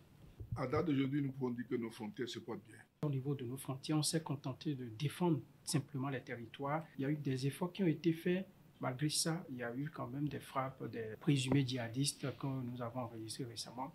En quoi nous sommes responsables? Si chaque Béninois ou chaque ressortissant de ces communes pouvait aller construire une chambre couchée de salon pour que quand on affecte quelqu'un là-bas, il puisse dormir en paix, on n'aurait pas cette situation. Aujourd'hui, au sein de l'opinion africaine, la CEDEAO est très critiquée. Vous savez, j'ai un problème parce que je sais, et nous savons tous, comment la CEDEAO est née. Mais quelles sont les pistes de solution pour un retour à la normale? Dans les deux cas, qu'on reprenne le contact. Ils sont moins abrités de civisme et de patriotisme, ces Béninois. Lorsqu'on regarde globalement, on se rend compte quand même qu'il y a du travail à faire.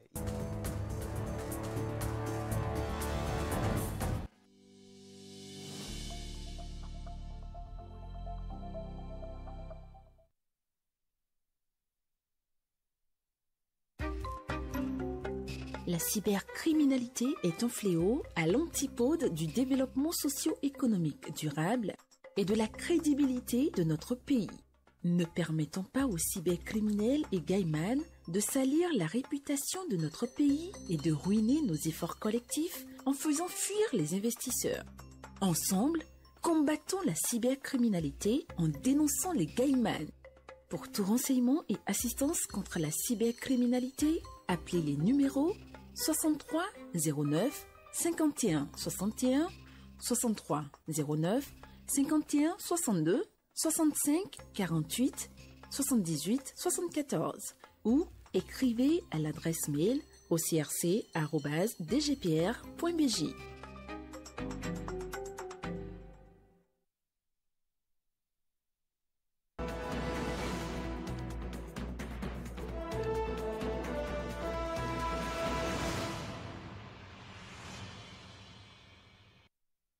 Et nous voici de retour pour engager nos discussions ce matin autour d'une thématique assez intéressante, la question donc de l'énergie électrique et de l'autonomisation des pays dans le domaine. Franck, bonjour. Bonjour Tanguy. William, bonjour. Bonjour Tanguy. 3 axes de discussion.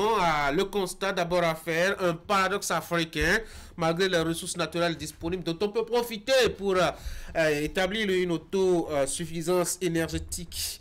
Le continent souffre toujours de ce manque-là. Et puis, on va constater aussi que le Bénin ne fait pas exception avec l'absence d'une politique prospective pour l'autonomisation énergétique. On va finir par les solutions ou les défis à avoir. Et on va voir si les énergies renouvelables sont-elles une option vraiment fiable, efficace. En tout cas, on regarde la capacité des pays africains à y faire face. Commençons déjà par le premier aspect. Franck, comment est-ce qu'on peut s'expliquer justement que très peu de pays aient pensé à cette autonomisation énergétique 60 ans après leur indépendance? Non, les pays y pensent tous les jours. Et si vous voyez dans les programmes de développement, les programmes d'action, même quand ils sont en campagne, les présidents, ce sont des préoccupations qui se retrouvent au cœur de leur projet de société. Seulement sur le terrain et dans la pratique, on n'a pas encore fait des pas, de sérieux pas qui puissent nous permettre d'avoir cette autonomie énergétique, tout simplement parce que je pense que les priorités pour ces États, lorsque vous les prenez, on a l'éducation, on a la pauvreté, on a beaucoup de choses à faire à la fois, ce qui les amène à ne pas débaucher assez d'énergie dans ce domaine-là. Et au fil des années, vous allez vous rendre compte que même au niveau donc, de ces pays-là qui semblent nous aider en termes d'énergie, ont des problèmes. Que dire de ces pays-là qui sont toujours dépendants de ceux qui viennent en aide? Donc toute la question est là.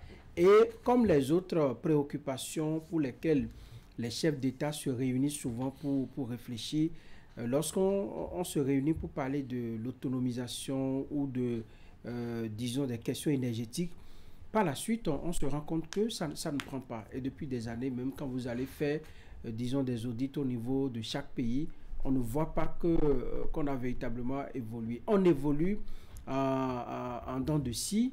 Tantôt, on voit une certaine progression, tantôt ça revient. Et on se demande si véritablement les actions et les investissements qui sont faits dans ce domaine-là portent leurs fruits. C'est pour vous dire tout simplement que les pays y pensent, les chefs d'État y pensent, mais on n'a pas encore trouvé le bon bout à tenir pour régler définitivement ce problème. Normalement, avec les ressources naturelles que nous avons, les cours d'eau, les différentes, disons, opportunités que nous avons en Afrique, sur notre continent, et que les autres continents n'ont pas, on ne devrait pas avoir ce problème-là. Ça veut dire qu'il y a une certaine cohérence qu'il faut définir autour des idées, la façon dont nous menons nos projets, nous les dirigeons, nous pilotons ces projets-là. Il faut revoir peut-être la politique, et je pense que dans la suite du débat, on va analyser un peu d'autres contours. Vous savez, on a beaucoup de ressources. On a du gaz naturel un peu partout sur le continent. Mozambique, Nigeria, au Maghreb aussi, Égypte, Algérie, Libye. On a même une région sur notre continent qu'on appelle la région des Grands Lacs, parce que Dieu nous a pourvu de ressources en eau en grande quantité. Vous savez, l'eau, ce n'est pas que pour les besoins en ressources en eau. Il y a également l'eau comme un élément clé de production de l'électricité, par exemple. Nous avons sur notre continent du pétrole, reconnaissons-le, nous ne sommes pas dans le top 10 des producteurs du brut dans le monde, mais nous avons de gros chiffres en matière de barils qui débitent au quotidien au Nigeria, en Libye, je sais pas, au Sahel par endroits, en Algérie. Bref, je n'en finirai pas. On a des ressources énergétiques un peu partout sur le continent. Mais comment on peut s'autosuffire si de nos indépendances à aujourd'hui, c'est seulement l'année dernière que l'un des plus grands producteurs de pétrole sur le continent a pu s'offrir sa raffinerie personnelle. Et quand je dis personnel, c'est l'œuvre d'un privé en plus. Vous voyez jusqu'où nous en sommes. Nous envoyons voilà des pays producteurs de pétrole sur les territoires desquels le litre d'essence ou de gasoil coûte le dollar américain tout au moins. C'est quand même paradoxal, quoi qu'on dise. Et ces ressources servent à nous diviser. Vous savez, le dernier, si mon information est bien juste, le dernier État du monde reconnu par le système international, c'était en septembre 2011, c'est le Soudan du Sud. Et qu'est-ce qui a divisé le Soudan? C'est l'énergie, c'est le pétrole. C'est le pétrole, le Darfour, les fusillades, c'est l'énergie. Donc, ce qui permet aux grandes puissances, la Russie, les États-Unis, le Canada, d'être de grands producteurs parce qu'ils ont leur raffinerie, ils ont également une politique offensive très forte pour aller chercher les gouttes où elles sont dans le monde entier. Vous voyez, les Occidentaux font la guerre aux Russes, mais pour les questions d'énergie, de gaz, mais attention, ils trouvent le moyen de s'entendre. Ailleurs, ce sont des questions préjudiciables parce que ce sont des dépenses, des besoins compressibles des concitoyens, de ces gouvernants pour lesquels les gens ont mis la barre à un niveau bien élevé. Les gens y mettent les investissements qu'il faut. Sur le continent, on y a toujours pensé en vœu pieux. On se dit que ce sont des investissements colossaux. L'autosuffisance n'est pas prête à venir parce qu'en fait, le temps que nous sommes dans l'orpaillage, dans les mineries, dans les minerais artisanales, le temps que nous sommes là à tâtonner, à être à la production archaïque, ces ressources naturelles servent à d'autres puissances qui en font leur puissance, qui renforcent et galvanisent leur force avec ces ressources. Donc bref, nous avons de quoi produire les différents types d'énergie dont nous avons besoin, mais l'autosuffisance ne peut pas venir de sitôt parce que nous vendons ça au brut, à l'étape primitive, pour nous faire un peu d'argent. On enrichit les autres avec, qui viennent nous le revendre très cher et nous l'achetons à prix d'or. Eric, bonjour. Bonjour. On cherchait à comprendre comment est-ce que l'Afrique peut, depuis 60 ans, rester sans avoir pensé à une politique énergétique qui l'amène à l'autosuffisance.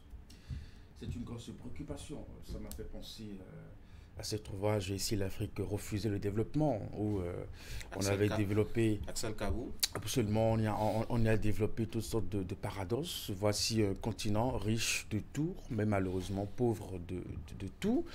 En la matière, ce n'est pas des ressources en termes de capacité qui manquent sur le continent.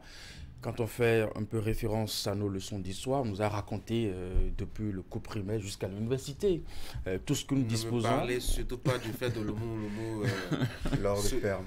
Tout ce que nous disposons comme richesse sur le continent. L'histoire nous a même enseigné. L'histoire nous a même enseigné que si on pouvait même se contenter... Le calcaire de niveau.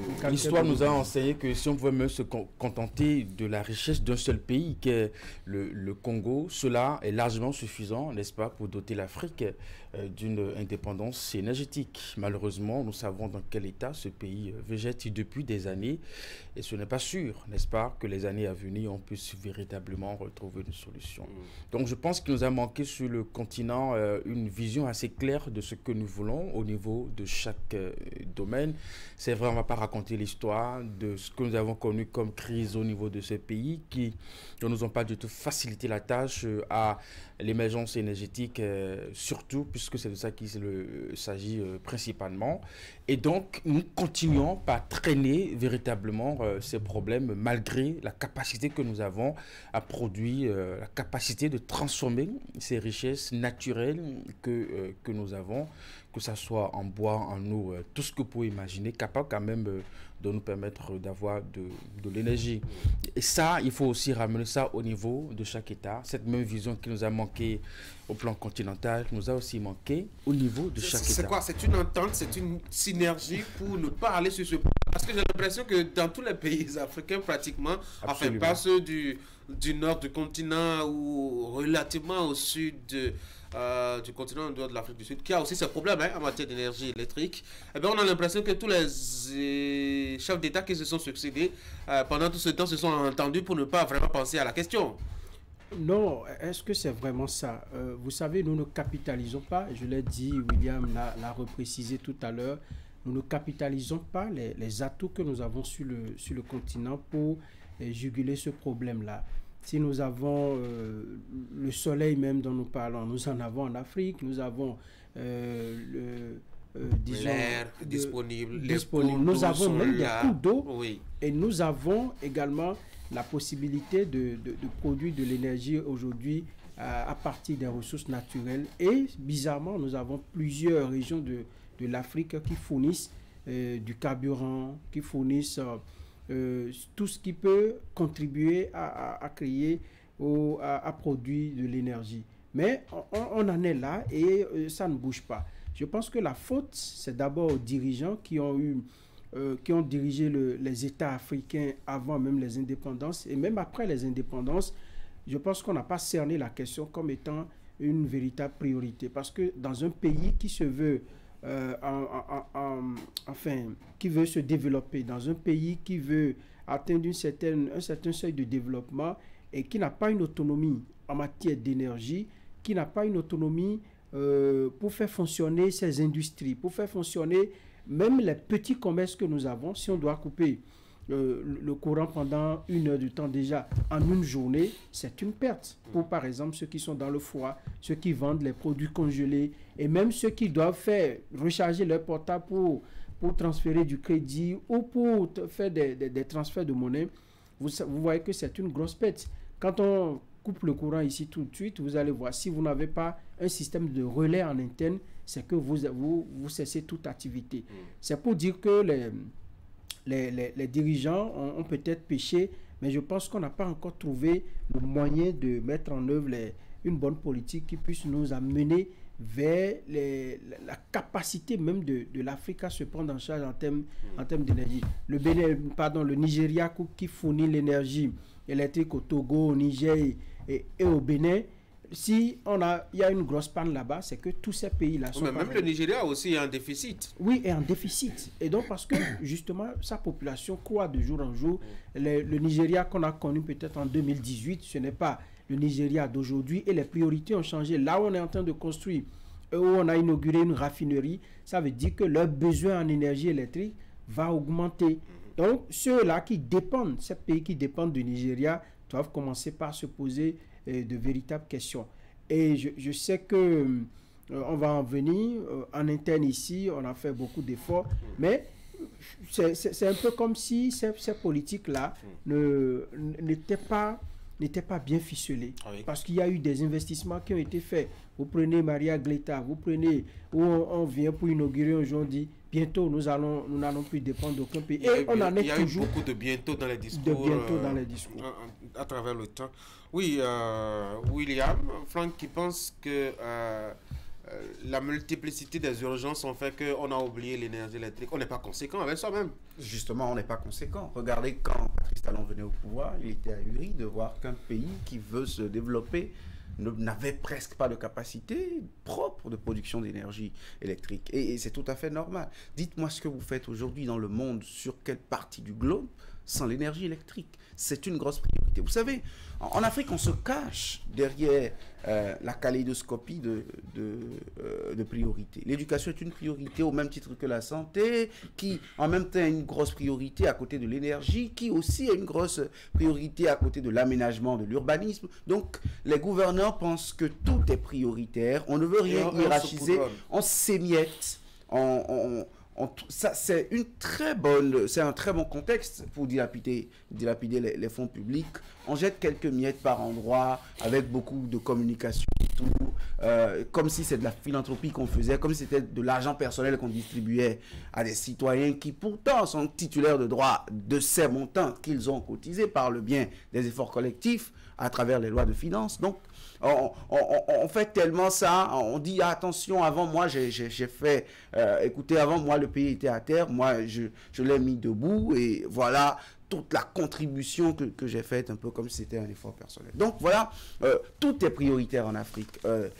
Ces pays pétroliers que nous on envie peut-être parce qu'on n'a pas encore découvert nos barils, bon, encore on nous en annonce pour dans pas longtemps, ils vous diront, oh non, nous on a des problèmes sécuritaires qui sont plus grands, qui sont des fragilités. Certains, par laxisme, ont même tendance à penser que ceux qui nous ont colonisés, ceux qui ont intérêt à nous voir sous le joug de la servitude longtemps, travaillent à nous trouver de petites crises aussi, tout le temps. Ces petits problèmes. Si on n'était pas enclin à des crises, personne ne nous trouverait des crises. Justement, parce que partout, les gens ont trouvé les moyens de créer des crises, mais les gens ont également en face trouvé des moyens pour contourner les crises. Donc, ce n'est pas parce que tout est prioritaire qu'il faut tout faire au même moment. Il y a des choses auxquelles on ne peut échapper, mais il y a également des mesures, sinon des domaines dans lesquels il faut se dire attention, le gap il est trop. Voilà, en termes de stratégie, en termes de planification prospective, en termes de politique publique, dans combien d'années nous scrutons l'avenir, nous nous évertuons à nous projeter justement pour atteindre un objectif ou l'autre. Parce que l'énergie aujourd'hui, c'est un grand facteur. Vous savez, à une certaine époque ici, ça tousse à Abuja, Cotonou est en noir, Egoti, Gota fait la pluie et le beau temps. Aujourd'hui, on va en venir au Bénin tout à l'heure. Aujourd'hui, vous me direz que les choses ont changé, mais on continue d'être privé du jus. Donc, voilà, moi je pense que cela devrait être plutôt une opportunité pour nos gouvernants, que tout soit à faire ou à refaire dans nos États, au lieu d'être l'échappatoire. Je pense que c'est... Enfin, on continue vraiment par s'interroger en termes de pourquoi. Encore que moi, je pense que je ne suis pas sûr que cela soit un défaut de priorité. Parce que quand on a délaissé ce secteur, est-ce qu'on a fait des bons dans un autre secteur? Est-ce que pendant qu'on délaissait l'énergie, qu'on trouvait peut-être que la santé était une priorité, est-ce qu'on a développé un système de santé assez performant? Est-ce qu'on a développé un système éducatif assez performant? Est-ce qu'on a développé un système... Je peux répondre. Un réseau routier assez performant, dont vous verrez que pratiquement dans tous les domaines, je pense qu'on a pris le temps, on s'est beaucoup amusé dans les affaires politiques, on chasse on reprend sa place, on pense pouvoir faire mieux, on raconte les mêmes discours à chaque régime et puis véritablement on évolue. Quand on a un régime, on préfère s'occuper des problèmes qui arrivent sans une vision et puis on évolue comme ça. On ne s'est vraiment jamais préoccupé de chaque secteur comme cela se doit avec de grandes visions. Si notre intelligence a été capable de dire que l'énergie pour un pays, est-ce que la respiration est pour l'homme, je pense que c'est suffisant n'est-ce pas, pour estimer que on ne peut absolument rien bâtir en termes de développement économique sans énergie. Et donc, on devrait pu anticiper depuis des années et faire des investissements nécessaires. Vous avez vu tous les problèmes de mauvaise gouvernance que nous avons dans pratiquement tous les secteurs. C'est-à-dire qu'il nous arrive même d'avoir des financements pour développer des secteurs et on préfère les dilapider. Ça me fait penser cette histoire de groupe électrogène qu'on est allé acheter quelque part dans un pays voisin, qu'on a badigeonné avec de la peinture, qu'on a fait croire qu'on les a achetés sur le marché européen, n'est-ce pas? Et quelques années plus tard, on s'est rendu compte que les groupes électrogènes ne fonctionnait pas. Ça, c'est pas un pays qui a vraiment envie de trouver une solution énergétique aux problèmes que nous avons. Et quand on a chiffré les montants qu'on a perdus, c'est des milliards. J'ai pas envie de citer des noms dans ce dossier. Et imaginez encore d'autres dossiers où de beaucoup de milliards, où on aurait pu justement évoluer, n'est-ce pas, au plan énergétique, mais tout a été noyé dans des affaires de corruption. Vous avez commencé... Et les mêmes personnes sont à ce niveau. Alors, le problème, c'est vraiment à notre niveau, notre incapacité à savoir véritablement ce que nous voulons, parce que quand même on a des financements pour trouver, pour évoluer, on préfère faire autre chose carrément avec ces Vous avez commencé à évoquer justement... J'ai une contribution. Oui. C'est un téléspectateur, il dit la disponibilité en taille de ressources de toutes sortes, minières, énergétiques et agricoles, ne signifie pas forcément indépendance ou souveraineté énergétique ou alimentaire. Tout est d'abord une question de gouvernance, elle-même liée à la qualité des institutions du pays.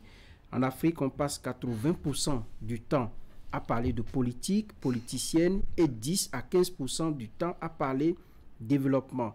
Et il donne l'exemple du Japon, pays détruit après la Deuxième Guerre mondiale, pays ne disposant absolument comme ressources du sous-sol et du sol, et pourtant est devenu la deuxième puissance du monde juste 35 ans après la fin de la guerre. Donc, je crois qu'il a tout résumé. Hein. Effectivement, chez nous, du 1er janvier au 31 décembre, nous parlons politique et nous sommes forts là-dedans.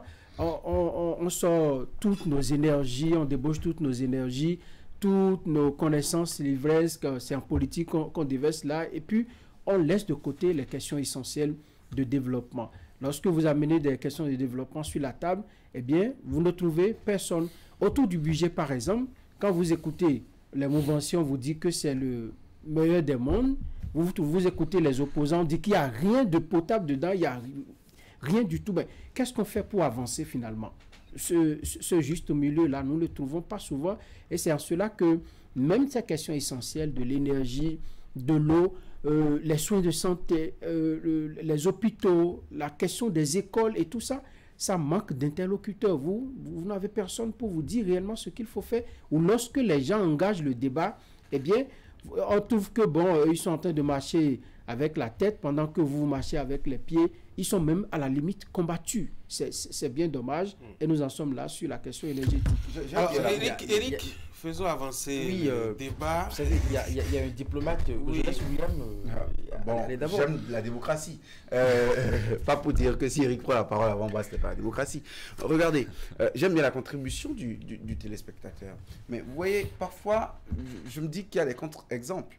Le Japon, après le carnage des Occidentaux à la Seconde Guerre mondiale, parce que le Japon était allié à l'Italie et allié au bloc que vous connaissez, les gens ont voulu faire de ce modèle un modèle puissant, c'est-à-dire on a voulu réparer ça pour montrer, c'est comme le Rwanda. Quand on me cite le Rwanda comme un grand modèle de développement, excusez-moi, on l'aime bien à Cotonou depuis quelques années, excusez-moi, je ne pense pas que ce soit une très grande façon de développer un pays. Parce que vous voyez, l'accompagnement institutionnel sous l'effet de la victimisation, les feux des projecteurs et les facilités inouïes de part et d'autre qui font qu'un gouvernant tyrannique à la limite, se permet quelques grosses pierres érigées avec des coups de peinture. Attention, pour moi, c'est pas ça. C'est à ça que vous regrettez le Rwanda.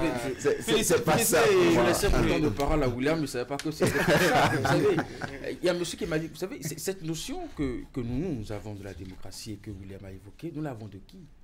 ça n'est pas de nos traditions, ça n'est pas de notre façon, n'est-ce pas, de gouverner de nos royaumes. Oui, mais si c'est ça qu'ils ont à ceux qui l'ont amené, c'est ce que l'ont amené, disons-le, nous ne voulons pas faire la démocratie. Justement, donc, cette royauté que nous avons, qui n'a rien à voir avec nos cultures, on ne peut pas non plus l'appliquer à d'autres pays qui ont leur façon, n'est-ce pas, de gouverner et qui leur apportent des résultats. Si, comme on dit, les Japonais peuvent se bombarder entre matin, midi, soir, ça, enfin, je dis n'importe quoi, et que malgré ça, ils arrivent à assurer les besoins de base, n'est-ce pas, à leur population, et que leur population s'identifie, n'est-ce pas... Dans les bombardements, les bruits de bombes. Voilà. Un pays qui n'a pas d'armée. Non, prenez-moi au sérieux. J'aime me donner les ordres. J'ai vu dans le bulletin de Ingrid Disdel les images du représentant, je crois, le ministre de l'Éducation de Swaziland.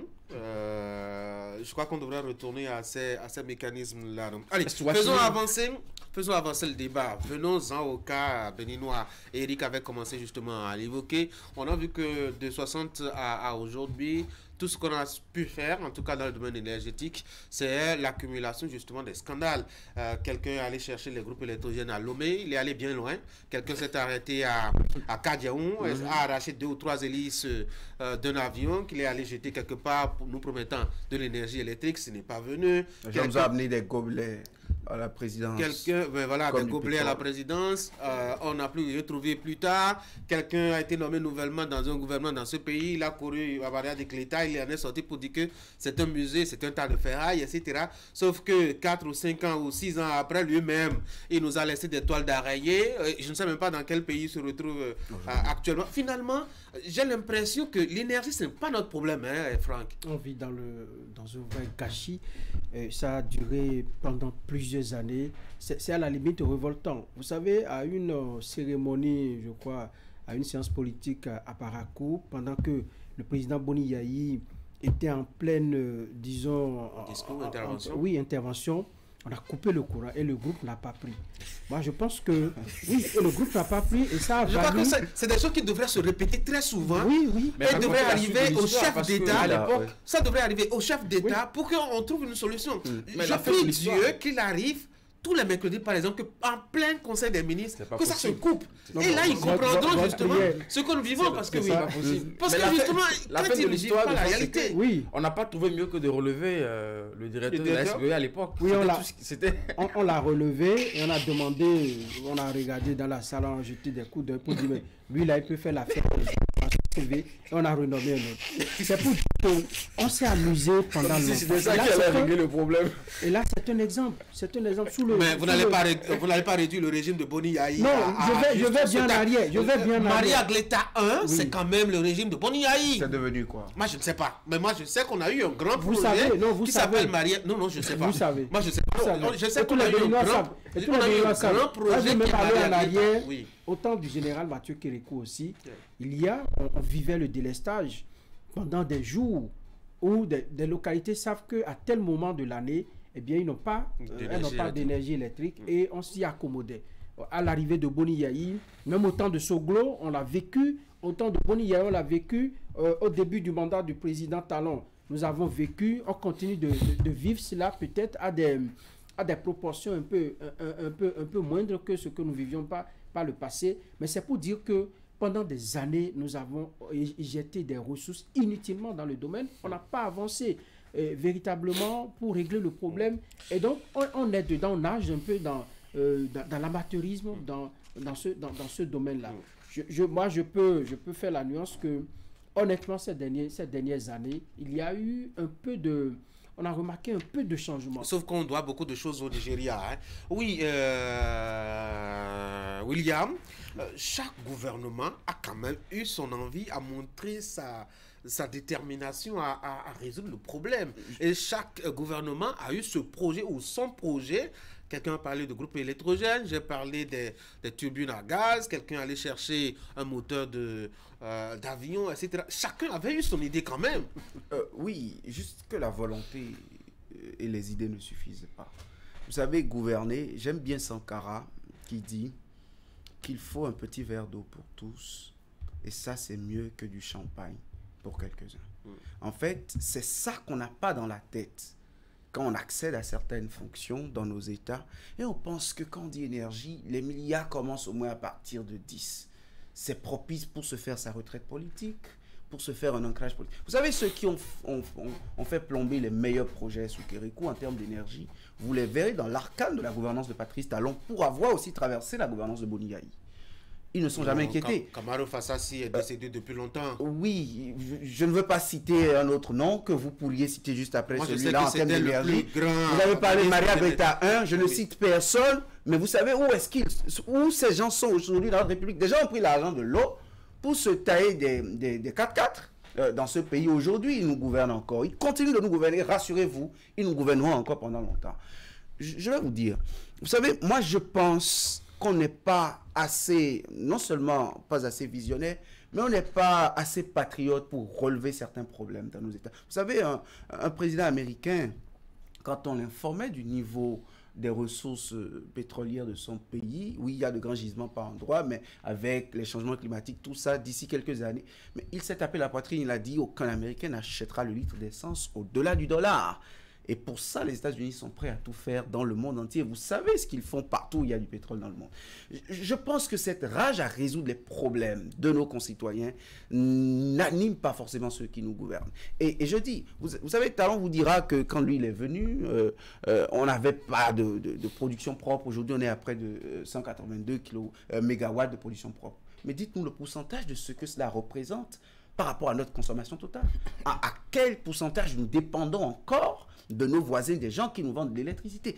Talon a fait une avancée en libéralisant, par exemple, le secteur. Mais est-ce que le climat est propice? Combien d'investisseurs? Les gens courent à la GDIZ pour aller transformer du soja. Mais combien ont couru pour dire, attention, le Bénin a libéralisé son secteur. Voilà un secteur dans lequel il y a beaucoup d'argent.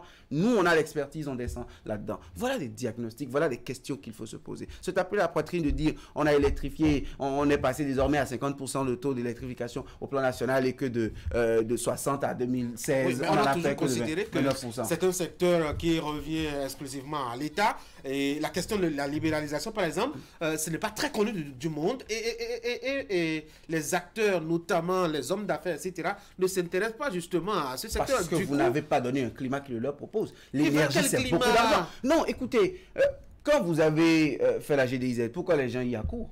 Vous pensez qu'on a fait de la fanfaronnade d'abord? Non.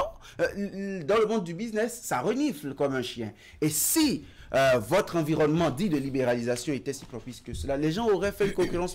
On aurait acheté, je ne sais pas, le kilowattheure à 115 francs ou à 50 francs parce que le privé, le capitalisme sait faire aussi cette loi de l'offre et de la demande. Moi, j'aimerais finir sur ce point d'analyse pour dire en fait, on aime bien l'autonomisation.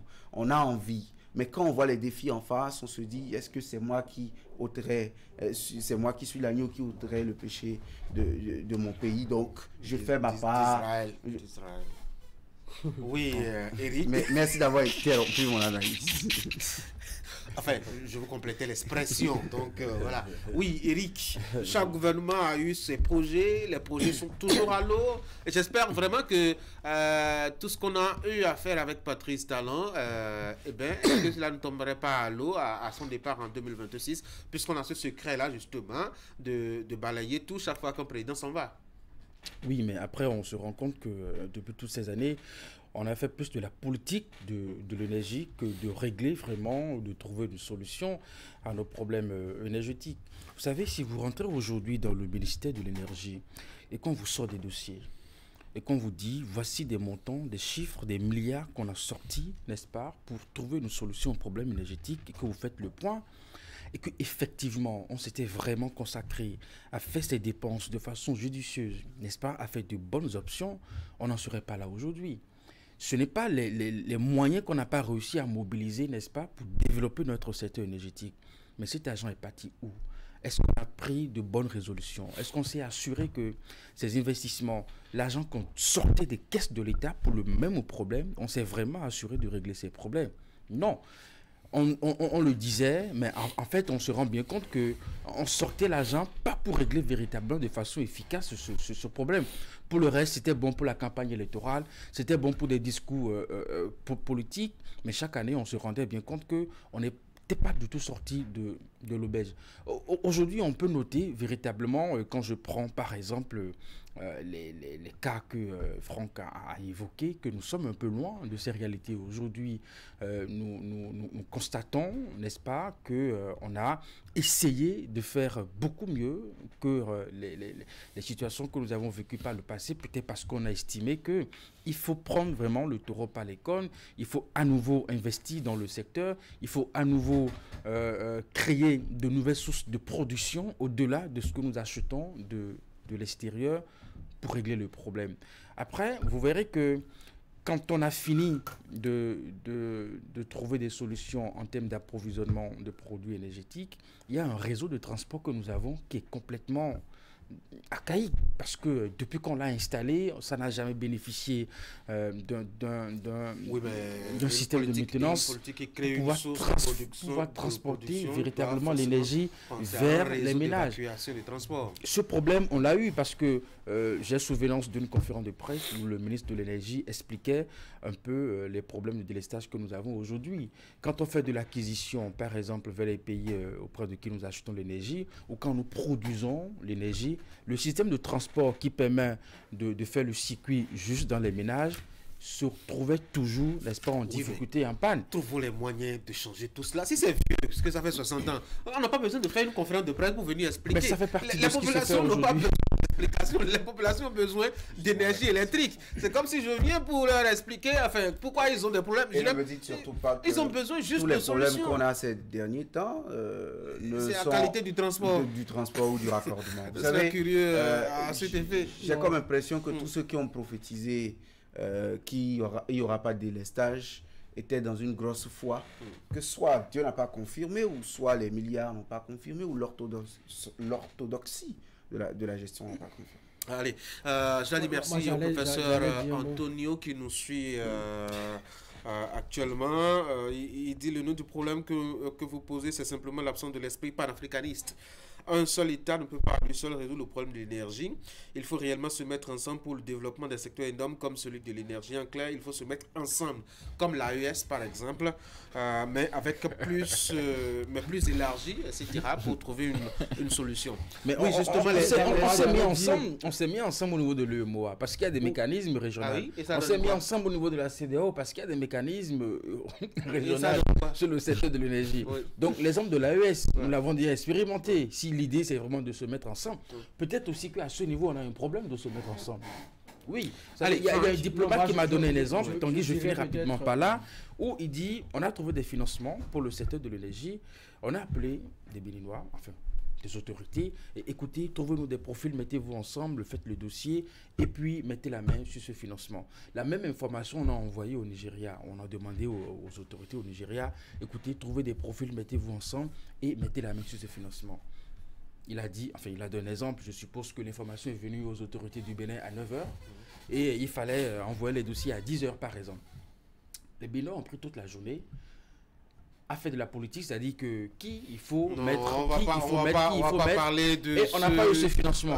C'est comme si la politique aussi, et ailleurs aussi les gens ont des difficultés à se mettre ensemble. Non, 1er janvier au 31 décembre. C'est pas une spécificité du Béninois ou du Bénin. On va pas continuer à faire le Béninois en noir. Parce que vous savez, oui, Franck, quand on a demandé à nos amis du Nigeria, on leur a donné la même information. C'est quoi, ils ont donné l'équipe 1 minute après, c'est ça? Avant même que 10 ils ont dû se concerter aussi, non? Oui, Franck. Quand le professeur Antonio dit se mettre ensemble, en réalité, la phrase elle est simple.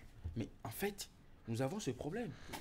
Nous avons vraiment ce problème où il faut avoir l'humilité d'aller vers des gens. Vous allez prendre la parole, oui ou non? Il a envie d'atterrir. Oui. Il faut lui permettre d'atterrir. Alors, moi, j'allais dire que même l'exemple du Japon qu'on avait donné, même si les Occidentaux y avaient injecté, en tout cas, contribué à leur développement à des milliards de francs et tout, si en interne, il n'y avait pas le travail, la discipline et même le patriotisme, il n'aurait abouti à rien du tout. Vous avez vu la Corée, c'est des pays qui sont restés en guerre, même au niveau de la Chine. Il y a eu à un certain moment un déclic où on a dit, voilà ce que nous voulons faire. c'est vrai qu'en termes de respect des droits de l'homme, il y a William déjà qui fait les yeux. De l'autre côté, on va me dire que bon, c'est pas les le 11. Le 10 c'était juste hier, donc faites-moi cet honneur, ce plaisir. Donc, allez, on va finir avec le troisième axe. Moi je vous l'ai dit. Vous avez laissé tout le temps Eric finir. Oui, bon, il a fini par atterrir. Ouais. Moi je voudrais dire que la question de l'énergie, c'est vrai, il faut se mettre ensemble, un peu comme ce que Kadhafi voulait. Il voulait que l'Afrique se mette ensemble pour être plus forte. Autour de lui. Oui, autour de lui, mais il faut un leader. Il faut que quelqu'un porte le lead. Autour de lui, peut-être après lui, quelqu'un d'autre peut prendre. Mais il n'y avait pas cette volonté à partager. Troisième axe, est-ce que les énergies renouvelables, c'est vraiment notre porte de sortie, William? Combien de gens vous avez vu dans la vague de l'amour des panneaux solaires? Ah non, les populations ont devancé les dirigeants. Hein. Vous avez vu, on a commencé à importer de petits trucs et très tôt, le gouvernement, notamment béninois, a commencé à taxer justement l'importation de ces éléments, alors que vous n'arrivez pas à fournir l'énergie dont les populations ont besoin. C'est quand même paradoxal. Hein. Justement, c'est là que j'en venais. Combien de ces installations de 2018, 2019, avec de grands engouements à l'époque, combien subsistent aujourd'hui? La plupart, ils se sont encore accordés au réseau de la SB2E, s'il y en a dans leur localité. On me dira que c'est parce que l'État en retour avait un programme d'utiliser les énergies renouvelables en milieu rural pour pouvoir approvisionner, ainsi de suite. Quoi qu'on dise, parce qu'il y a de la recherche scientifique à faire à ce niveau. Il y a beaucoup de moyens à investir aussi. L'État fuit, le privé n'en a pas forcément les armes, les gens font de l'amateurisme sur le terrain et ça enchaîne beaucoup de déceptions. J'ai essayé de faire un petit sondage autour de moi ce matin quand je m'appropriais le sujet. J'ai vu tous les proches que j'avais qui à un moment donné ont crié panneaux solaires, ont crié énergie solaire. Aujourd'hui, je me rends compte qu'il n'y a qu'un seul qui continue de résister vaille que vaille, mais il a encore comme moyen de secours l'énergie de la SB2E. Les énergies renouvelables, nous en sommes encore au début. Encourageons nos jeunes à faire de la science, à faire de l'ingénierie, à faire de la grosse technologie, à se spécialiser, à faire de la recherche, parce que l'éolienne, le solaire tel que présenté à nous là, par les mécanismes tout faits, prêts à porter, à mener, ne règle pas forcément le problème. Oui, il y a aussi qu'on attend toujours les partenaires techniques et financiers au développement ou je ne sais pas trop quoi à nous fournir forcément la manière dont on doit faire les choses et surtout les moyens techniques et tout. Et du coup, on tourne en rond, Eric.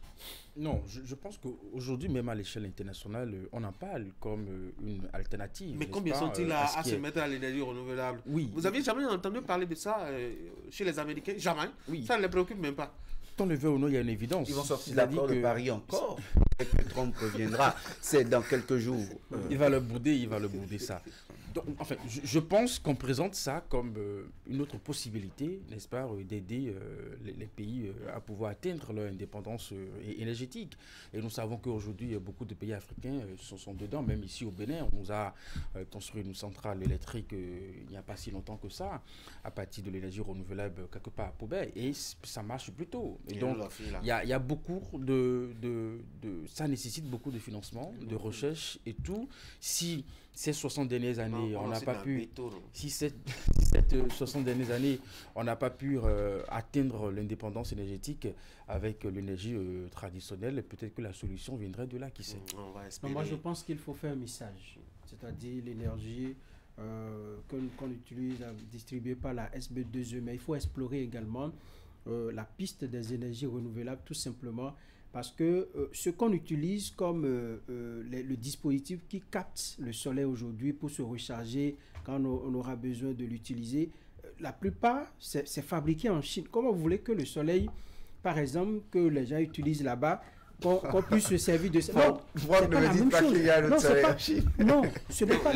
Il veut parler de l'intensité. C'est variable. L'intensité, c'est variable. Il va falloir que chez nous, qu'on puisse développer également l'industrie qui fabrique ces dispositifs-là qui puissent nous permettre de savoir mais à quel moment, parce que vous achetez ça, ça fait 1 mois, 2 mois, 3 mois, le 3e mois, ça commence par clignoter. Et après, c'est fini et vous rangez, vous achetez encore un autre, on se dit, bon, on vous dit de prendre batterie, de camion. De faire ci, de faire ça. Donc, à côté, nous avons un goulot d'étranglement. Ce sont les changements climatiques. Tels que nous savons que, par exemple, dans le sud du Bénin aujourd'hui, enfin, avant, on pouvait dire de tel mois à tel mois, il y avait la saison pluvieuse, de tel mois à tel mois, nous avons la saison sèche. Aujourd'hui, ça n'est plus ça. Vous avez le soleil qui peut être très ardent pendant la saison pluvieuse ou la pluie qui peut tomber alors que vous êtes en période de sécheresse. Donc, on ne comprend plus rien du tout.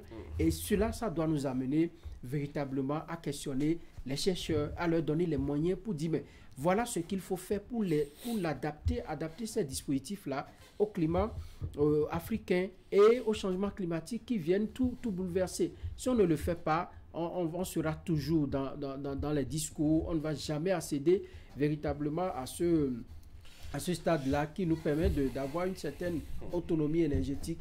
Et il faut renforcer maintenant les investissements au niveau donc de l'énergie conventionnelle distribuée par la SB2E, au niveau de nos pays, le Nigeria, le Togo, le Bénin. Je pense que si on s'unit très bien, on travaille, on peut à la limite se soutenir et avoir une certaine indépendance énergétique et même appeler les autres pays à en acheter au niveau de ce que nous produisons dans ces différents pays. Maintenant qu'on a chassé les Français du Niger, maintenant qu'arrive à quelques difficultés, on peut tous se mobiliser à Niamey, non? Se cotiser et travailler sur l'uranium pour qu'on ait de l'énergie. L'uranium si les militaires transformé. L'uranium promis déjà aux Russes. Oui, ça prend déjà une autre direction, c'est une autre destination. Déjà, si les militaires.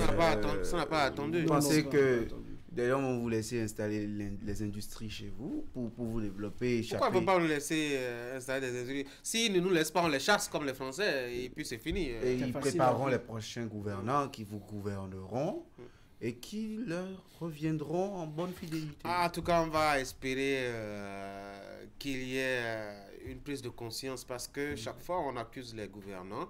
Mais il y a aussi que les populations elles-mêmes ont besoin de s'engager véritablement. On a l'impression qu'à aucun niveau, que ce soit au niveau des populations que celui des gouvernants, quelqu'un n'est disponible justement à concéder un petit sacrifice au nom de son pays, au nom de sa patrie. Et quand il y a cette absence totale de patriotisme, personne justement ne se met au service du pays. Et on attend, c'est vrai qu'on est là pour critiquer, mais on est là que pour attendre le temps que l'on soit à la place de la personne qu'on critique pour faire pire que lui. Et on se rend compte dans le feu de l'action que c'était de l'illusion. Voilà, de l'illusion. C'était des théories à la télé pour expliquer. Oui. Bon, enfin, on espère bien que ça changera un jour. Allez, les gars, merci beaucoup. Passez une très bonne journée. Mesdames et messieurs, c'est la fin d'Actu Matin. Merci d'avoir été là. Passez une très bonne journée.